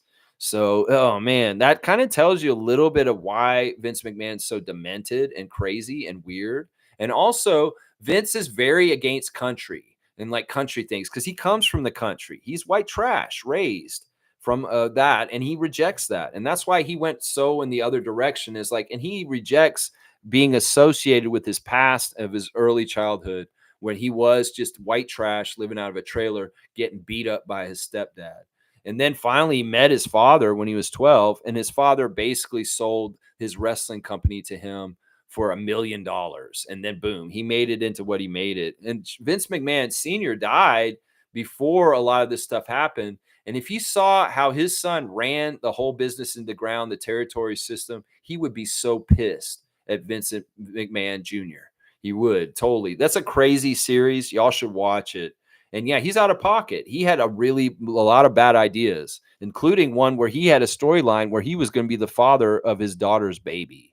That's crazy. That is crazy. Xavier Woods. That's right. That's his name. Xavier Woods. I remember him now. That's right. Thank you for filling in the answer there, Tobias. Yeah, Xavier will turn into a heel. He probably play a good one too. He can be very cocky. Yeah, yeah. Thank you for answering my question, Tobias. Mike saying Booker T was so good on WCW. Booker T is amazing wrestler, one of my favorites. And Harlem Heat was a great tag team. And then Booker as a single, yeah, he just was a talent. And Booker had that attitude of like, I'm just going to go and do what I do, and everything's going to work out for me. And it did. It did. He was a good worker, and he just put his head down. He went through a lot of bullshit, a lot of racism, and he got there. He got there. Trust me, he got there. I mean, when Harlem Heat showed up, Stevie Ray and Booker T, they first showed up in chains, coming out to the ring with Colonel Tom Parker, that he was like a plantation owner and he had them as slaves. I mean, that says so much right there about this. It's crazy. It's crazy. Yeah. Smooth saying, isn't The Rock and Roman Reigns mixed? Well, The Rock is half black, half um, Polynesian. I forget, what is it. He's not. He's Samoan. He's half black, half Samoan, is what The Rock is. And then Roman's more fully Samoan. He's more fully Samoan, I believe. I don't know. I don't know Roman Reigns' mother, but Roman Reigns' father was Sika, who died just this past summer of the Wild Samoans. Yeah, yeah, yeah. That's right. Rock is part Canadian black and Pacific Islander. That's exactly right. The Rock's father is Rocky Soulman Johnson, an African Canadian from Nova Scotia, to be honest. Yeah, it's pretty crazy. Yeah. Let's see. Trevor's saying the only two blacks that had pay-per-view much was the two girls who have the championship. Yeah. So like Jade Cargill and what's her name? Naomi. There's also Snoop Dogg's cousin that's gone now and on AEW now. There's been a couple of prominent female black wrestlers that have done very well in recent years, for sure, for sure. Yeah, Naomi, and what's her name? Bianca Belair. She's another one there. Yeah, yeah. Mike's saying The Rock got put over with a group of angry black men. It's the bad stereotyping stories and not real character building. In some ways, The Nation was a really cool storyline. Honestly, in some ways, I thought it was awesome, because in some ways it gave more a mainstream thing, and it was very Black Panthers kind of Malcolm X kind of feel to it, and it was a real kind of energy. It's kind of like with the Hart Foundation at that time also were very Canadian anti-Americans, and like Bret Hart was skewering the United States at that time, saying all these truths about where the United States was screwed up, and he was just speaking his truth, and people hated it. In some ways, it's cheap heat to put a group out there. But you know what? The funny thing is, people fell in love with the Nation of Domination, and they actually kind of got a lot of fans, even though they were kind of trying to be like that. I thought that was a great gimmick, if not stereotypical. Yeah, for sure. But that's what wrestling is. Come on. There's just been stereotype after stereotype since the beginning. Blackhawk saying Rock is part. Yeah, yeah, we read that one. Kareem saying, I watched Cheech and Chong with both my 20-year-olds last night. Wife wasn't impressed, but what a great laugh we had. Such a classic. There you go. Look at that. Kareem is a good dad. He's such a good dad. Just don't let your kids be like the Blazers. Yeah. Blackhawk saying Roman is Samoan. That's right. He's Samoan. Mike saying Kurt Angle sleeping with Booker T's wife is the WWE's idea of a great storyline. It's pathetic. Yeah, they wanted to do all kinds of disgusting stuff. Like I just said, Vince McMahon had an idea that Stephanie was going to be pregnant, and that the end of the storyline would be that he is the father. And when Stephanie said, Dad, I'm not going to do that. There's no way we're going to do this storyline in front of everybody. As much as you get us to do crazy ass shit on wrestling, we're not doing this. And then he said, well, if it's not going to be me, that's going to be the father of the baby, then Shane will be the father of your baby, her brother. So yeah, Vince was demented, and really, really sick ideas that he would put out there. I mean, we've got to remember, he's the guy who had Mae Young, one of the greatest old women's wrestlers from like the 30s, go and have a birth of a hand of Mark Henry. That's right. They were pregnant and the baby came out and it was just a hand. Yeah, you remember that gimmick. There was a lot of stuff that was in very, very poor taste. Very, very poor taste. Tobias saying Booker T's rivalry with Cena on SmackDown in the best of 3 of 5 series in the mid-2000s was good. Yeah, and even better, the WCW best of 7 series with Chris Benoit. That is what put Booker T on the map. was that series against Benoit in WCW. Those matches were so good. And that is what got Booker T the WCW World Championship right there. That's right. Yeah. Tobias saying, I didn't know that The Rock's dad was a Canadian. That's awesome. Yeah. In some ways, Dwayne The Rock Johnson has very strong Canadian ties, whether it's his dad, whether it's also that he played in the CFL before he went to wrestling. In between Miami Hurricanes and WWF, Dwayne Johnson was playing in the CFL, just so y'all know. Yeah, Blackhawk saying Bianca and Jade. That's right, Bianca Belair and Jade Cargill. She is impressive, Cargill. Yeah, and Blackhawk saying Rocky the Soul Man Johnson. That's right. Yeah, and The Rock, as I said recently, has a lot of half siblings because his dad had families all around North America. So even in like his 30s and 40s, Dwayne The Rock Johnson was finding new half brothers and half sisters. Just so y'all know, we have no idea how many kids Dwayne how many kids Rocky Soulman Johnson fathered during his WWF career. He was all over, and he had women all over the place. Mike saying Kane versus Undertaker, Stone Cold versus Vince. Those storylines don't use cheap politics. They do, though. They do. I could break them down in a psychological way to tell you. Like Kane versus Undertaker is a story about brothers and one brother that is like tortured and kept in a house, and the other brother gets to go forward. And then the younger brother, Kane, is deformed and he burns down the house and kills their parents. You know, Mike, yeah, there's a lot to that story that is kind of cheap. Let's just put it that way. And then the whole storyline with Vince and Stone Cold is an allegory or a metaphor for the working class man against the corporate CEO. And that is a very good story that was told very, very well by those two players. And it's part of the reason why Vince McMahon is the greatest heel, one of the greatest heels in the history of wrestling, is because he really played that so well because it was honest and true. And Stone Cold playing his part was the same. But this is storylines and stereotypes and also still cheap political stuff. I'm telling you, in some ways. Blackhawk saying, I love the Nation of Domination. I cracked up when Owen was on it. Yeah. Yeah, they were cool, man. D'Lo. Yeah, D'Lo Brown, all that. Yeah, with the Godfather before he became the Godfather, comma Mustafa. Yeah, Smooth saying Vince is a sicko. He's gross. He is. He's demented. He's deranged. He is very sick. And that sexual stuff that happened with the scandal, yeah, I believe it all because he is gross. He is gross. Blackhawk saying, I was shocked that Mark Henry learned in Stu Hart's dungeon.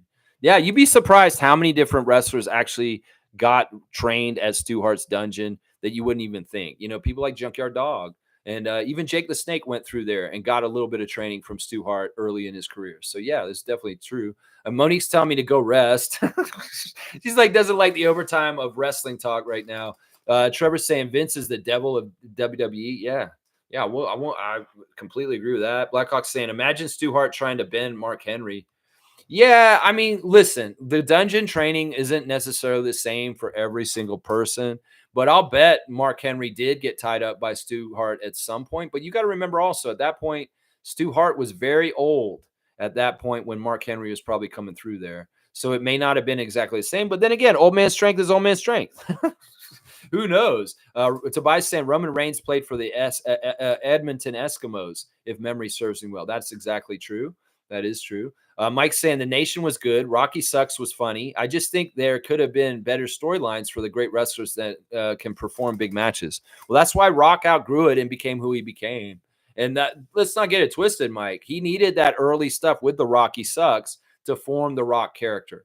The fans had to turn on him and hate him for him to find his character and that swagger of like, I don't care if y'all like me or not. And I'm going to come out and be the Rock. And the Rock very much had his origins from first from Flex Kavana to Rocky Maivia being in the Nation. So those are important. Yeah. Smooth saying the fabulous Moolah was alleged to participate in messed up shit in the locker room. Can't repeat here, but it's true. She's a bad human being, like really, really bad. Well, if you call prostituting the other female wrestlers out, yeah, that's what she did. In some ways, Moolah had a monopoly on women's wrestling for 50 years, and she was a gatekeeper. And the only way you got on wrestling cards as a women's wrestler is whether Moolah allowed you to be. And she was the one in charge of sending all the women's wrestlers to anywhere in any territory, and she always got a cut. So she was really, honestly, a human trafficker. She's definitely somebody who took young women that came to her in her South Carolina training facility, and she would make them go sleep with men sometimes. So she was literally like a pimp, and she was like sex trafficking. Just so y'all know. Mike saying, I remember why the nation kicked him out. It was the picture of the Rock issue when he gave them gold watches. Well, there was that power struggle with Farouk, Ron Simmons, where he kicked him out. And then the Rock just got too big. He got way, way too big for the being in a faction, and he needed to go and be on his own. That was just how it happened. So, all right, let me go over my tabs real quick. Fun talking wrestling with you guys this morning for sure. Let's see. Siakam talking about how I already talked about that. There's the league that right there. We've got 12 teams confirmed. There's 8 spots left for our fantasy NBA teams. We will figure this out soon, and I will figure out which 20 teams will be in there, and we'll try and get you in there, Tobias. Don't worry. Michael Grange has a nice article on Chris Boucher and his at Montreal and all that stuff that's been going on. His Raptors role is remaining to be determined, but his focus is clearer than ever. That's awesome. The birthdays today, real quick. We got 2 Raptors birthdays. Primoz Brezek, the former Raptors center. It's his birthday today. I believe he is turning 55. And then we've got Aaron Williams. No, not 55, 45. Primoz is 45. And Aaron Williams is also having his birthday. He's 53. Aaron Williams, one of the New Jersey Nets that came to us in the Vince Carter trade. It's his birthday today. So happy birthday to Aaron Williams. I don't hold anything against you and being part of there. You actually came and tried to hold it down for us, even though it was really, really tough at that time. All right, everybody, we got purple fever. Y'all do the things you need to take care of yourself with this malady. If you're feeling a little purpley, get a little extra rest. Maybe drink more water. Get hydrated. Whatever you need to do to fix the malady of purple fever. I understand. It is occurring across Raptors fan nation right now, this stuff. And what can we do? What can we do but feel it? That's right. Number one. The purple fever is inevitable in a 30th anniversary season for the Raptors. That's right. It's inevitable. Let's see. Mike saying Farouk was going to hit someone with the picture of the Rock, and the Rock took it back and before he could use it, and Farouk lost his match because the Rock's ego didn't want his pick broken. Yeah, I remember those little details. And Blackhawks saying Stu loved to bend them. That's for sure. Stu Hart, a great legend of Canada. And Nameless saying, told you all them jerseys are effing Liddy.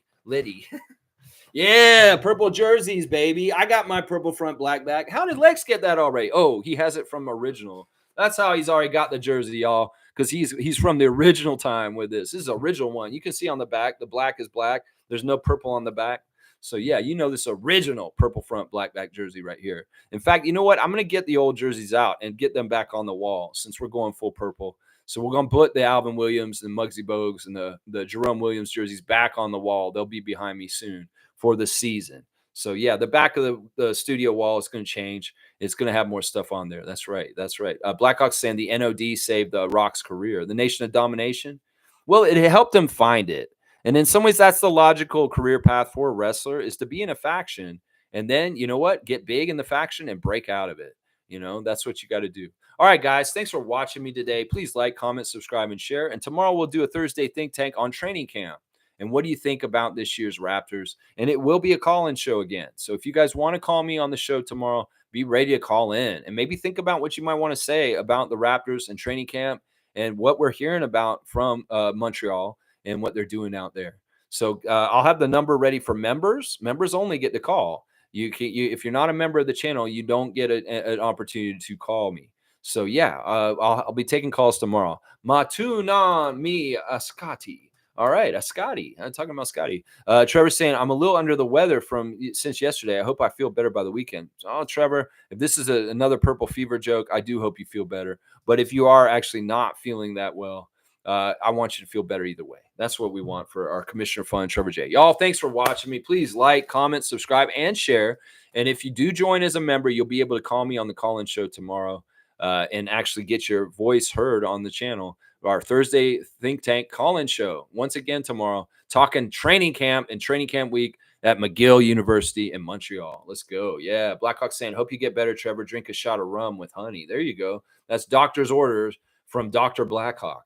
All right, let's go Raptors and get your purple jerseys and get your tickets, Raptors fans, and get ready for the 30th anniversary season of our Toronto Raptors. Let's go, baby. Let's go, Scotty. Get the money.